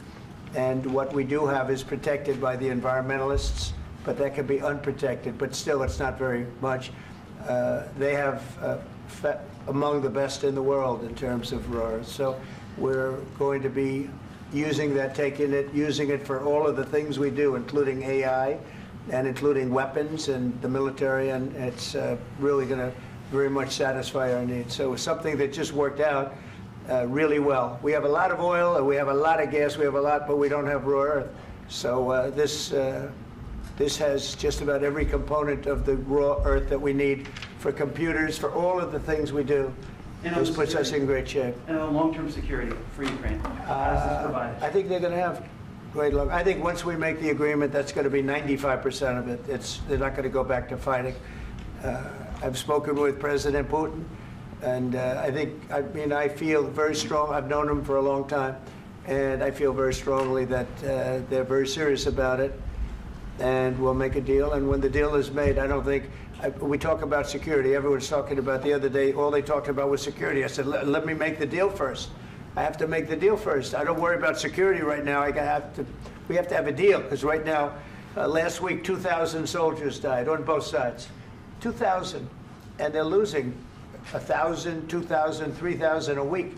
So as we sit here and we talk, people are getting shot and dying on the battlefield. And, they're not American soldiers, but they're Russian soldiers and they're Ukrainian soldiers, and we want to be able to stop it. And we want to be able also to spend money on other things. We don't want to, this is a tremendous amount of money. And what the Biden administration did was terrible. They were giving money, but he had no security on the money. Europe, as you know, gave much less money, but they had security. It was in the form of a loan. They get their money back, and we didn't. And now, at least we're protected because the American taxpayer has to be protected too. But this is an incredible agreement for Ukraine because we have a big investment in their country now, and what they have, very few people have. And we're able to really go forward with very, very high-tech things and many other things, including weaponry that we're going to use in many locations, but that we need for our country. Mr. President, this allows us to do this. Will you continue sending military aid? Yes, go ahead, please. If I can just, yes. In the document, there is one of the very important points if we speak about business and investment. We never had LNG terminals in Ukraine. This document will open. I mean, the next documents, but anyway, here we see in the framework, we see a really goodwill for this. LNG terminals for us is very important, and I think for security of European continent. We have the biggest storage, gas storage. We have the biggest in Europe, yes. Yes, and we can use it for LNG, use it for LNG, and we will do it. And really, we can help Europe because Europe really helped. President Trump said that they made less support, but they are our friends, and they are our very supportive partners. They really gave a lot, Mr. President. They did. They gave a lot, but they gave much less. No. Much less. No. No.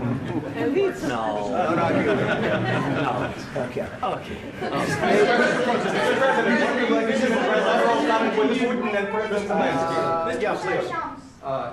Mr. President Trump, you have repeatedly called the deal with Ukraine as a historical one.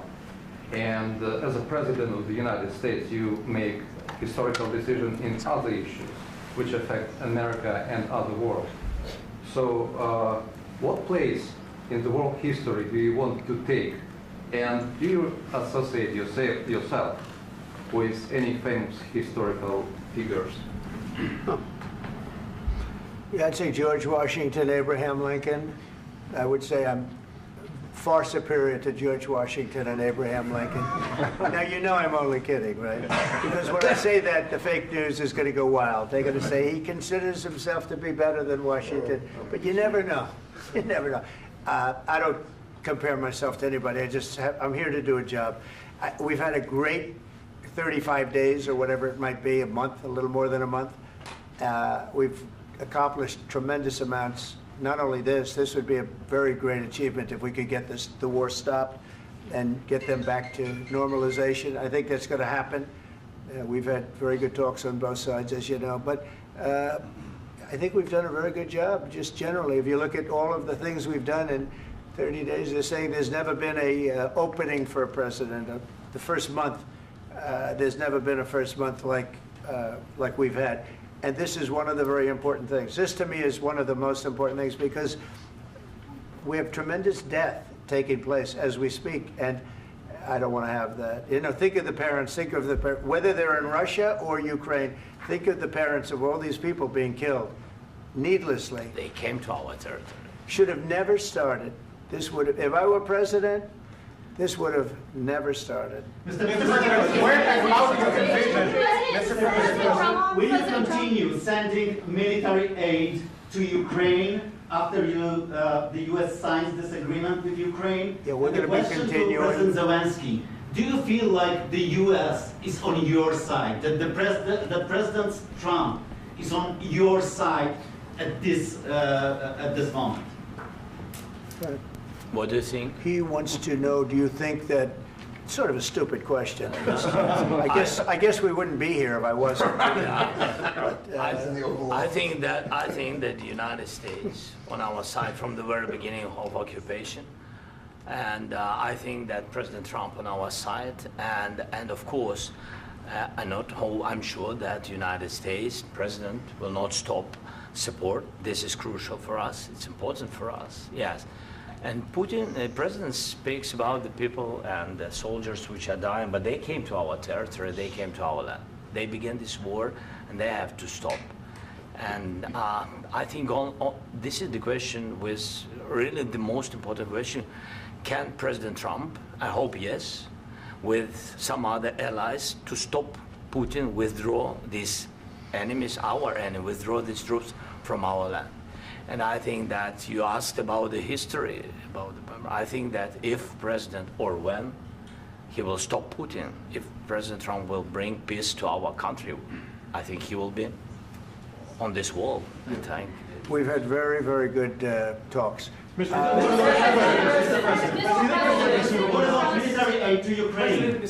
President Zelensky just said that there would be no compromises with Vladimir Putin. I just wanted to ask both of you. Firstly, are there compromises that you think that President Zelensky is going to have to make? And President Zelensky, is there anything that you might be thinking that you may be able to offer or bring to the table, for example, elections? Thank you. I think you're going to have to always make compromises. You can't do any deals without compromises. So certainly he's going to have to make some compromises, but hopefully they won't be as big as some people think you're going to have to make. That's all. That's all we can do. I'm here as an arbitrator, as a mediator to a certain extent between two parties that have been very hostile. To put it mildly, they've been very hostile. There's been a vicious war. There's been a vicious war.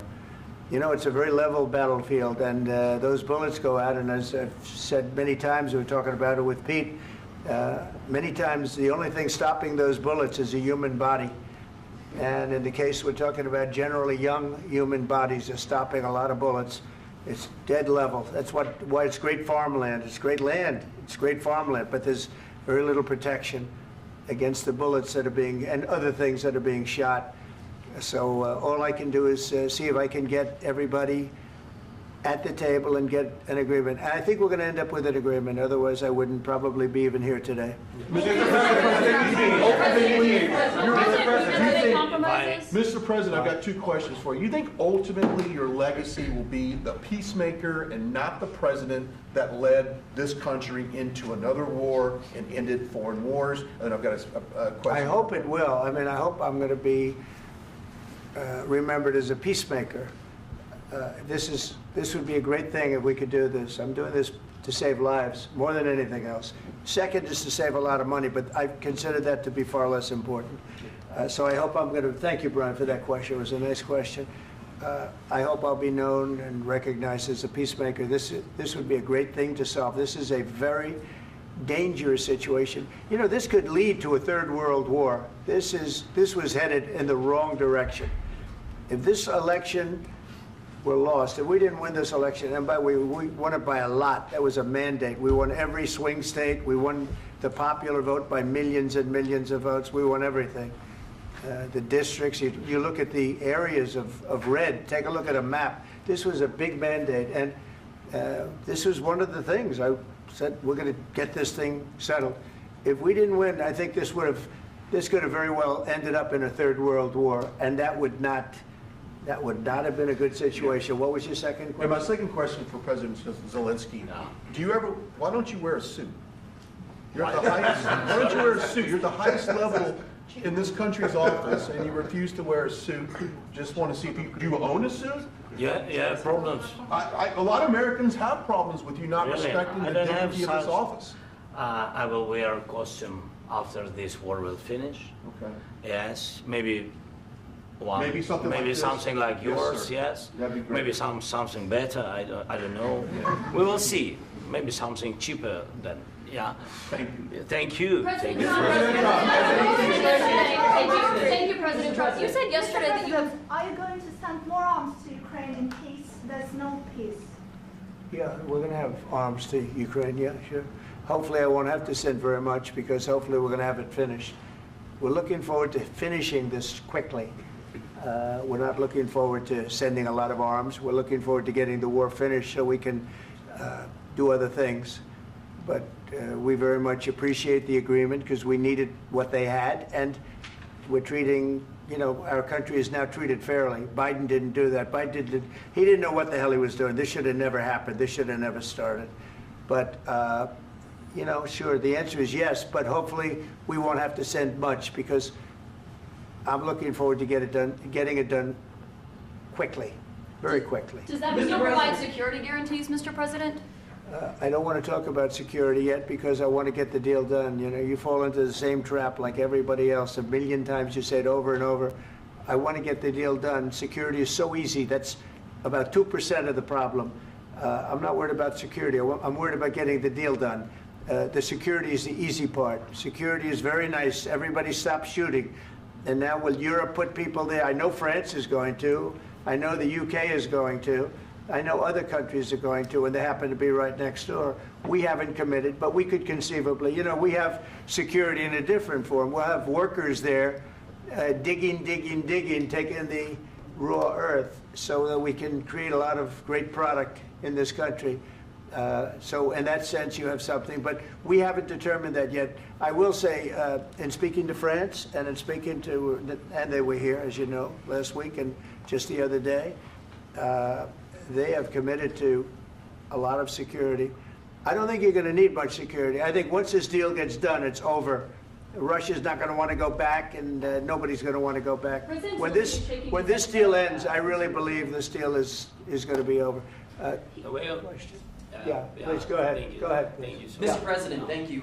You had hosted Macron and Keir Starmer at the White House this past week, both of whom praised your courage and conviction to lead the pathway towards peace. Yes. Part of that involved, though, re-engaging Russia in diplomatic relations, something that previous leaders lacked the conviction to do so. What gave you the moral courage and conviction to step forward and lead that? Well, I love this guy.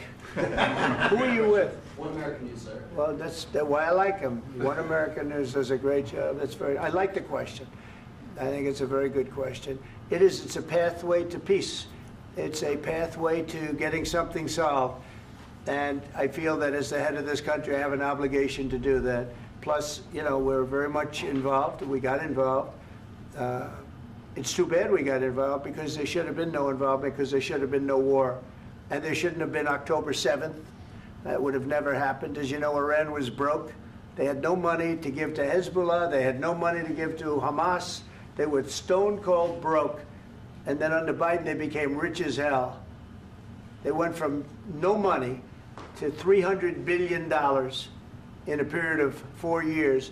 And they gave a lot of that money away, and you see what happened. And that's a real mess also that we hope to be able to solve. But no, I appreciate your question very much. It's just, I feel I have an obligation to try and do something to stop the death. If I can answer. Yes, if I can answer, Please, sorry. go ahead. Please.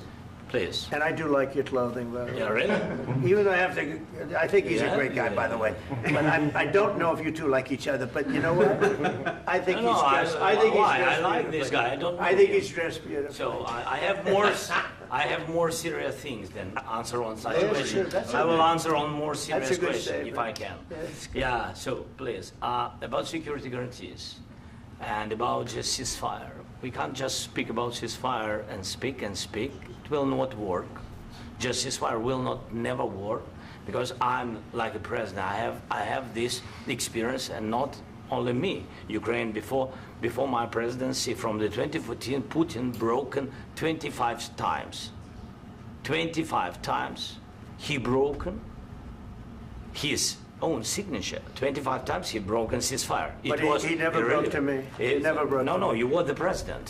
He You were never the broke- president he during. never broke to me. In 2016, you've been the president, Mr. President. You've been the president, but he had, of course, not with you, but he had during those periods. He had conversations with our side, and we had Normandy format. You know, the France, Germany, Ukraine, and Russia, and he broken 25 times. That's why we will never accept just ceasefire. It will not work without security guarantees. Security guarantees, maybe President is right about this document and other, but this document is not enough. Strong army is enough, because his soldiers afraid, Putin's soldiers afraid of our soldiers when we're strong enough. If we are not strong enough, if we are empty, if our storage is empty, we can't defend our land. Today, you know, he knows that we have all the world knows that we have meeting. Yes, why he's using ballistic? Putin today using ballistic on our hospitals, schools, and etc. Ballistic. So he knows that we are here and that President Trump is really have goodwill to stop this war. And you hear now the president. So why he's using? So he doesn't want to stop. He doesn't want. But I hope that we will do it. Really, we'll do it. Security. When we speak about security guarantees, when the Europeans are ready for contingents, they need USA backstop. If there will not be United States, we will not never have any contingents, strong contingents from the Europeans, because they don't want to divide alliance connection between the United States and the main and strongest ally and Europeans. And this is crucial, this is important. That's what we want to speak about very much. This is very important. And air defense. So air defense, really, we have big deficit with all these systems, and we need to provide this. We need it very much. Otherwise, Putin will never stop, and will go further and further. He doesn't want. He hates us, you know? It's not about me. He hates Ukrainians. He thinks that we are not a nation. He thinks, and he shared these thoughts, I think maybe with your team also, I don't know. But with all the Europeans, in media, officially and not, he always said that there is no such country, such nation, such language, and such life like Ukrainian. No, he really doesn't respect all the Ukrainians, and he wants to destroy us. And you are right, Mr. President, that's 2%.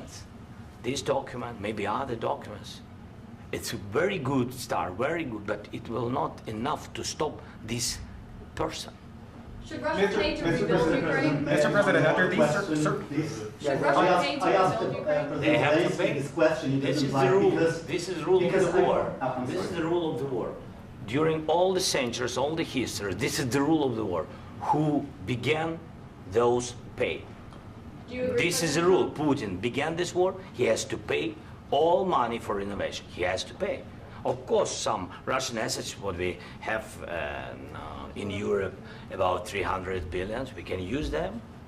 We can use for innovation and buy military support from the United States also. We can do it, but it's not enough. It's not enough. President, under these circumstances, do you envision a trilateral summit with Putin and President Zelensky? Wait 1 second. I asked this question that you didn't like because I wanted to know if you want to position yourself in the middle between Russia and Ukraine, or on the Ukraine's. No, I'm in the middle. I want to solve this thing. I'm for both. I want to get it solved, and it's wonderful to speak badly about somebody else, but I want to get it solved. If we can solve it, great. If we can't solve it, they're going to have to fight it out, and who knows what's going to happen. But I want to see it get solved. May I follow up? One more question about U.S. troops in Europe. After Russian invasion of Ukraine, your predecessor sent additional troops to Eastern Europe, including Poland, my country. Yeah. Are you committed to keeping these troops on the eastern flank of NATO in the future? I'm very committed to Poland. I think Poland has really stepped up and done a great job for NATO. They, as you know, they paid more than they had to. They are one of the finest groups of people I've ever known. I'm very committed to Poland. What about Baltics? Poland's in a tough neighborhood, you know. What about the Baltics? The Baltics, they got a lot of, it's a tough neighborhood too, but we're committed. We're going to be very committed, and we're committed to NATO. But NATO has to step up, and the Europeans have to step up more than they have. And I want to see them equalize, because they are in for far less than we're in, and they should be at least equal. You understand that? Why is the United States, we have an ocean in between, why is the United States in for so much more money and other things as Europe? With that being said, and as you said, they've also been obviously very helpful, but we have put in far more than they have, and I think they should equalize. Mr. President, please, go ahead. Ask you about the agreement again today. What changed between the first time that Secretary Bessent gave President Zelensky the agreement and today for the signing? We made a deal. So what was the I'm just, deciding factor? I'm a business person. We made a deal. That's what changed. Mr. President, I didn't think we were going to make a deal, and we ended up making the deal, so that changed. Mr. President, what and how do you envision a trilateral summit with President Zelensky and Putin? I don't know, but it's, well, they don't like each other. I can tell you that. They do not like each other. This is not a love match, and it's unfortunate. That's why you're in this situation. The United States should not have allowed this to happen, okay? The United States, run by a man that didn't know much, I'm going to be very nice, run by an incompetent person, very incompetent person, should never have allowed this to happen. I've stopped wars. I've stopped many wars. My people will tell you, I stopped wars that nobody ever heard about. I stopped wars before they ever started. You can look at some of, I could give you a lot of nations that would tell you right now they were probably going to war. I could tell you right now there's a nation thinking about going to war on something that nobody in this room has ever even heard about. Two smaller nations, but big, still big. And I think I've stopped it. But this should have never happened. Sorry, just a second. About any negotiations. First of all, I want really to tell you, and I think that everybody understands that Ukraine, more than Ukrainians, nobody wants to stop this war. But at the future, any negotiations, it's understandable that two sides of the war, not Russia and the United States, because this is not the war between Russia and the United States. This is war of Russia against Ukraine and Ukrainian people. So these two sides will be at the anyway will be at the negotiation table. Then of course United States, like the strongest partner of the Ukraine, and of course Europe. I think Europe is very important. I want to speak about it with the president. Yes, Europe is very important for us because we really defend Europe for today. All Europeans really recognize that we are defending the line, and they have real life, and our people are dying. That's why they helped us. And also, it's about the NATO. Yes, between, like the president said, you have big, nice ocean. Yes, between us. But if we will not stay, Russia will go further to Baltics and to Poland, by the way. But first to the Baltics. It's understandable for them because they've been in the USSR. You know, they've been one of the republics of the USSR, and Putin wants to bring them back to his empire. It's a fact. And when he will go there, if we will not stay, you will fight. Your American soldiers, it doesn't matter, do you have ocean or not, your soldiers will fight. Mr. President, would you be willing to visit Ukraine, maybe Kyiv or Odessa, which is known to be a dirty area of the Black Sea? It was my question. I'm sorry. I don't want to talk about Odessa now. Let's not talk about Odessa. I want to talk about making a deal, getting peace. We don't have to talk about Odessa, but a lot of cities have been destroyed. A lot of cities that are not recognizable. There's not a building standing. No, and a lot of things. Mr. President, you have to come and to look. No. We have very good cities. Yes, a lot of things have been destroyed, but mostly cities alive, and people work, and children go to school. Sometimes it's very difficult. Sometimes closer to front line, children have to go to underground schools or online. But we live. Ukraine is fighting, and Ukraine lives. This is very important. And maybe it's Putin is sharing this information that he destroyed us. No, he lost 700,000 people, 700,000 soldiers. He lost everything. Yes. So. Mr. President, one more. I mentioned Poland. Please go ahead. When did you last speak with President Putin, and what did he say that? A couple of days ago. And what did he tell you that gave you the assurance that he wanted peace? Well, that's what I do. My whole life is deals. I know pretty good. And I've known him for a long time. I've dealt with him for a long time. He had to suffer through the Russia hoax. You know, Russia was a hoax. It was all Biden. It was nothing to do with him. So he had to suffer through that, and he was able to do that. I think that he wants to make a deal, and he'd like to see it end. That's all I do. That's what I do. My whole life, that's what I do, is make deals. And I'm in the middle of a mess, because this is a real mess. It's a very dangerous one. If this doesn't get solved now, it's not going to get solved for a long time. So I hope we're going to get it solved. In the back, please. Thank you, Mr. President. Prime Minister Starmer claimed repeatedly that his government believes in free speech and was not engaged in censorship. But his country's government arrests people for memes and thought crimes, and even more worrisome is pressuring American companies to censor Americans on its behalf. How can he be a reliable, trustworthy partner when he says things that are demonstrably false on such an important topic? Well, we actually spoke to him about that yesterday, and we thought they took it very, very much too far. JD was very strong on it, so was I, so was Marco, and we've been speaking to him about it. Marco, would you like to say something about that? Yeah, we have concerns, obviously, with the conduct of theirs, particularly as it impacts Americans. And there's real concern that American speech, which is online, could fall into the hands of British or any country's jurisdiction. And so this is a point the Vice President made at Munich, and I think it's a very compelling one, that what unites us with Europe, as much as anything else, is these shared values, and one of them being free speech. And so if Americans are threatened by it, we're going to need to take action in that regard. Mr. President.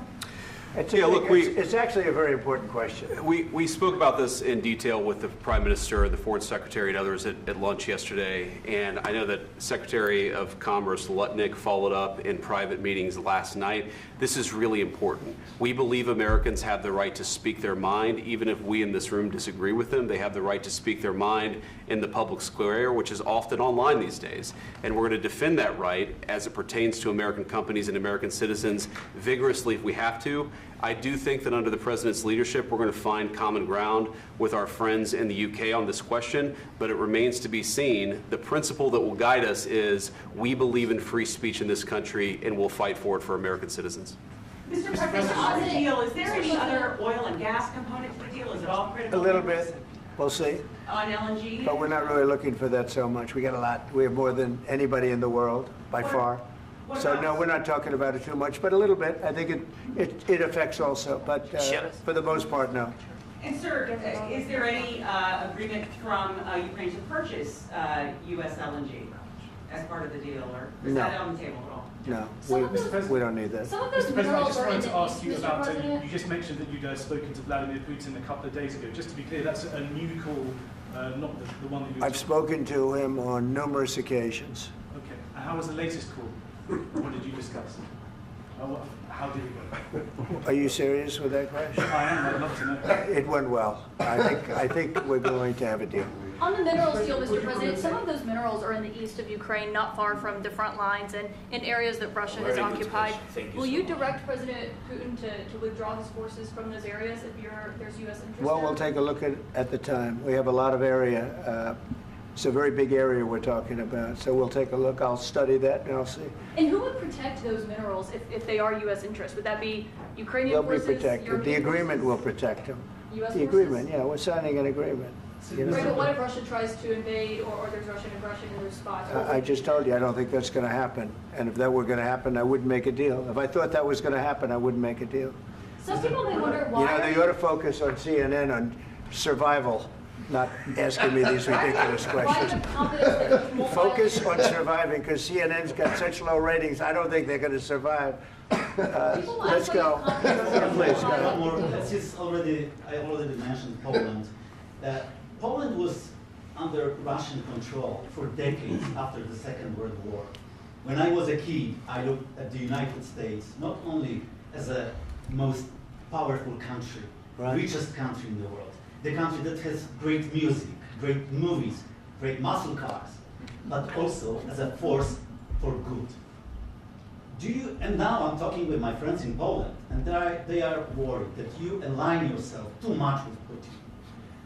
What's your message for them?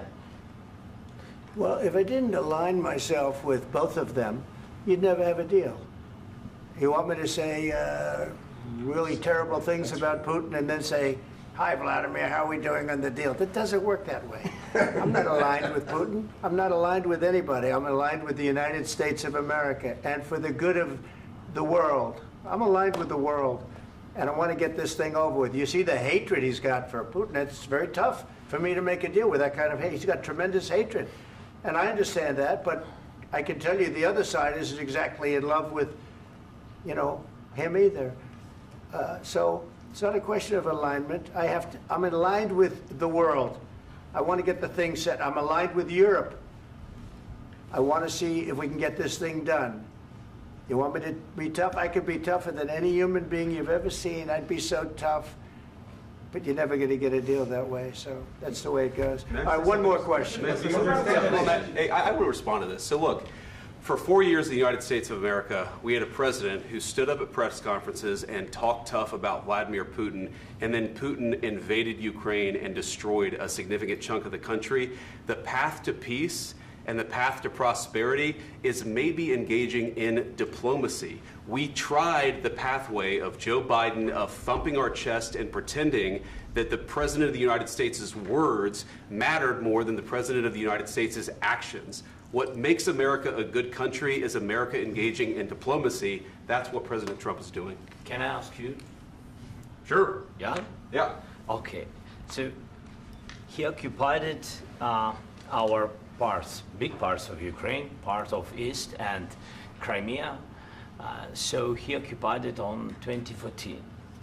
So during a lot of years, so I'm not speaking about just Biden, but those time was Obama, then President Obama, then President Trump, then President Biden, now President Trump, and God bless, now President Trump will stop him. But during 2014, nobody stopped him. He just occupied and took. He killed people. You know what the contact line? 2015. 2014 2014. and 2015. 2014. Yeah. So I was not here. Yeah, but that's exactly right. Yes, but during 2014 till 2022, yeah, the situation the same. The people have been dying on the contact line. Nobody stopped him. You know that we had conversations with him, a lot of conversation, my bilateral conversation, and we signed with him, me, like a new president. In 2019, I signed with him the deal. I signed with him, Macron and Merkel, we signed ceasefire. Ceasefire. All of them told me that he will never go. We signed with him with gas contract. Gas contract. Yes, but after that, he broken this ceasefire. He killed our people and he didn't exchange prisoners. We signed the exchange of prisoners, but he didn't do it. What kind of diplomacy, JD, you are speaking about? What do you mean?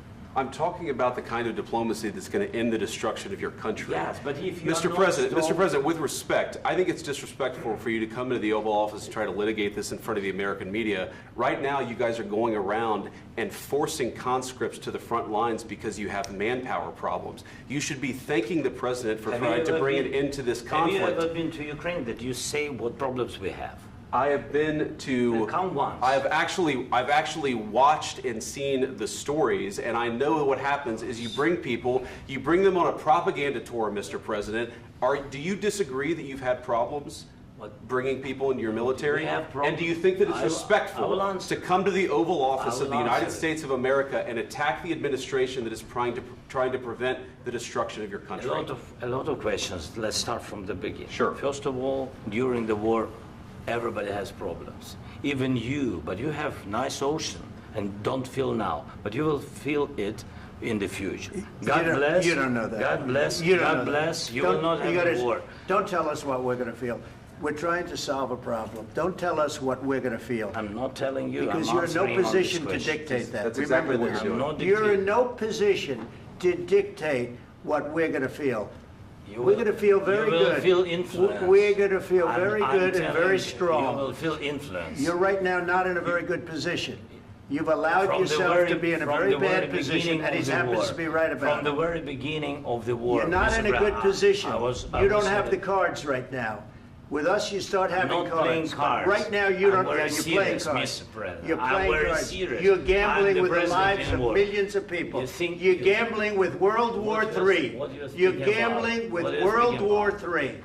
And what you're doing is very disrespectful to the country, this country. That's back to you. Far more than a lot of people said they should have. Have you said thank you once? This a lot entire of meeting? times. No, in this Even entire meeting, today. have you said thank Even you? today. You went to Pennsylvania and campaigned for the opposition in October. Offer some words of appreciation for the United States of America and the president who's trying to save your country. Please, you think that if you will speak very loudly about the war, you can... He's not speaking loudly. He's not speaking loudly. Your country's in big trouble. Can I Wait a answer? minute. No. You've done a lot of talking. Your country is in big trouble. I know. You're not winning. I know. You're not winning this.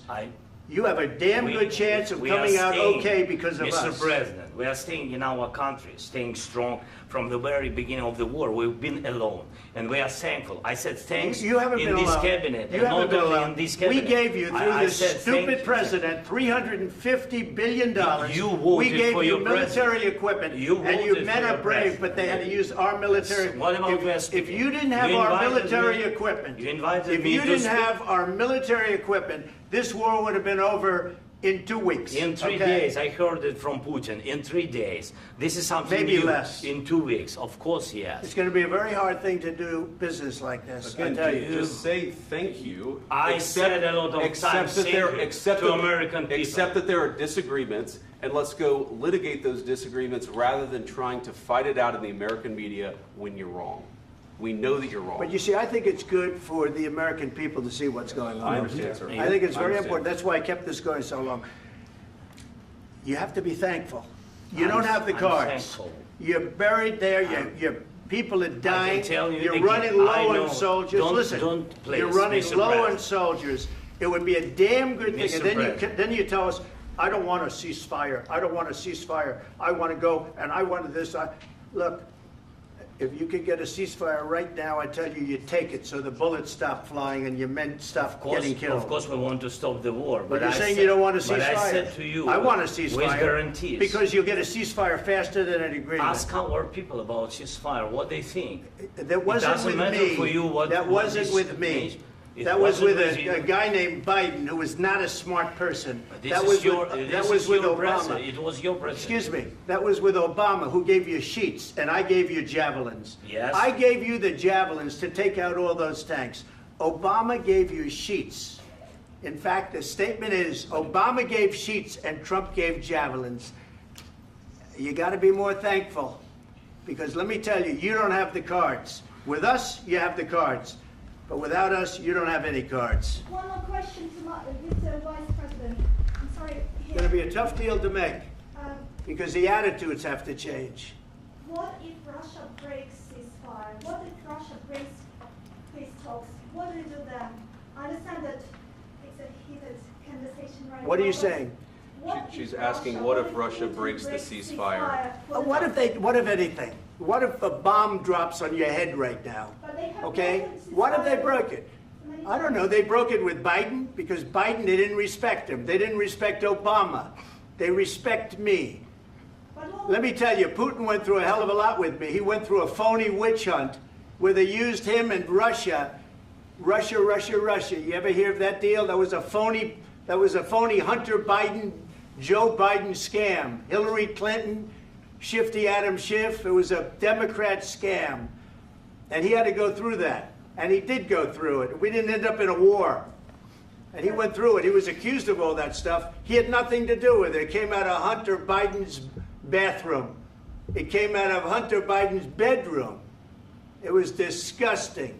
And then they said, oh, the laptop from hell was made by Russia. The 51 agents. The whole thing was a scam. And he had to put up with that. He was being accused of all that stuff. All I can say is this. He might have broken deals with Obama and Bush, and he might have broken them with Biden. He did, maybe. Maybe he didn't. I don't know what happened. But he didn't break them with me. He wants to make a deal. I don't know if you can make a deal. The problem is, I've empowered you to be a tough guy. And I don't think you'd be a tough guy without the United States. And your people are very brave. But you're either going to make a deal or we're out. And if we're out, you'll fight it out. I don't think it's going to be pretty, but you'll fight it out. But you don't have the cards. But once we sign that deal, you're in a much better position. But you're not acting at all thankful. And that's not a nice thing. I'll be honest, that's not a nice thing. All right, I think we've seen enough. What do you think? Huh? This is going to be great television, I will say that. All right. We'll see what we can do about putting it together. Thank you, sir. I know this is easy. And I need the back of your chair. We'll see. I don't know. All right, guys, come on. Wait, hey, guys, come on, let's move, please.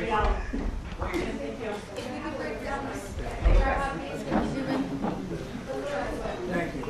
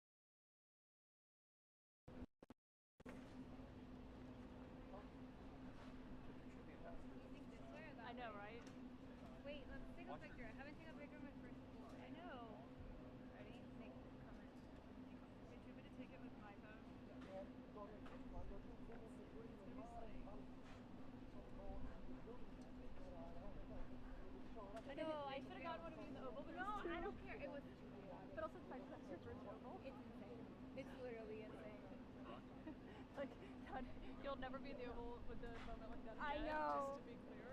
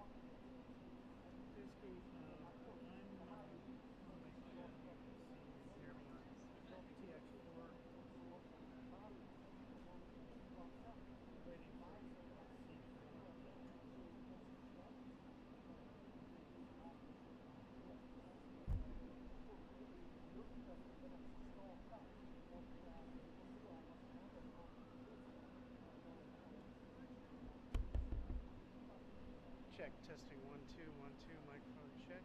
1 2 1 2. Copy that. Thanks, dude. Just let me know you're rolling. You rolling? Okay. Thanks, dude. Bye.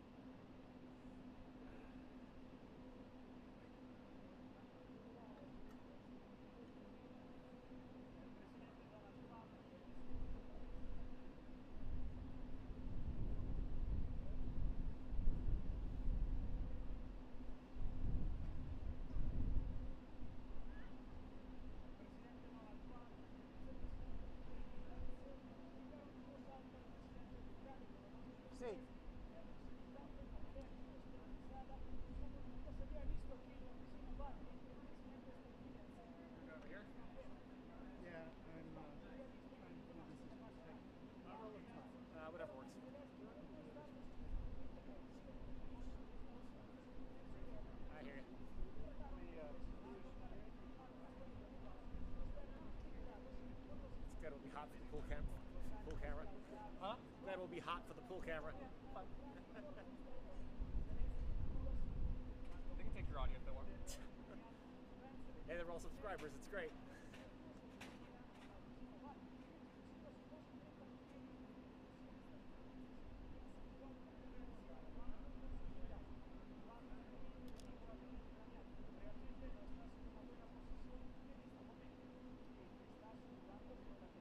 Left shoulder back, right foot around. Yeah. A little more. What do you need? Tell us what happened in the Oval Office. Yeah, sure. It was really a striking display in the Oval Office as President Donald Trump hosted Ukrainian President Volodymyr Zelensky, their first in-person meeting since Trump returned to the White House, and it started off the first 30 minutes just like many normal bylaws. Usual exchange of pleasantries, light praise in both ways, and attempt to sort of paper over any differences that were between the two sides. And then it took a very dramatic turn towards the last 10 minutes of the meeting, with shouting, finger pointing, and really a displays of animosity, largely from the U.S. side towards the Ukrainians, for saying that the U.S. wasn't, or that the Ukrainians weren't being grateful enough to the U.S. For the billions of dollars of support in the the more than 3-year Russian invasion. What was the mood, and in your whole experience covering Oval Office photo ops, what was your reaction? The meeting started off just like many other bilats. It was not particularly testy until the very end, and that was something that we have not seen here at the White House, publicly at least, in some years. The closest parallel is a fairly contentious meeting when then President Obama hosted Israeli Prime Minister Benjamin Netanyahu in the Oval Office in 2011, and Netanyahu was the one who was sort of lecturing Obama at the time as Obama was trying to restart the Middle East peace process. This was an order of magnitude more contentious than that meeting, and that's the last parallel. And the press conference that was supposed to happen? Zelensky's vehicle, his armored SUV, pulled up to the door of the West Wing behind me just a few seconds after President Trump said that Zelensky could come back when there's peace. There's supposed to be a press conference in the east room of the White House where we were expecting Trump and Zelensky to sign a critical minerals agreement that Trump has really demanded that the Ukrainian government sign to give the U.S. an economic stake in Ukraine's future. Zelensky left without that press conference and without signing that agreement as well. Where do you think things stand now? Certainly, Trump and the Trump White House have been broadcasting that blow-up in the Oval Office on their social media channels. They are proud of it. They are saying that is emblematic of him standing up for America first. And already the reaction from Capitol Hill is very different. Democrats and even some Republicans expressing dismay over President Trump's treatment of the American ally and questions about the future of Ukraine as he tries to negotiate a peaceful resolution with Russia while also maintaining security guarantees and some elements of its sovereignty. Anything else? The video speaks for itself there. Got it, dude. Thank you very much. Sure thing. Appreciate it. Try to make it closer to. Oh yeah, no. It's in the sun. It's warm. It's nice. Take care of my talent.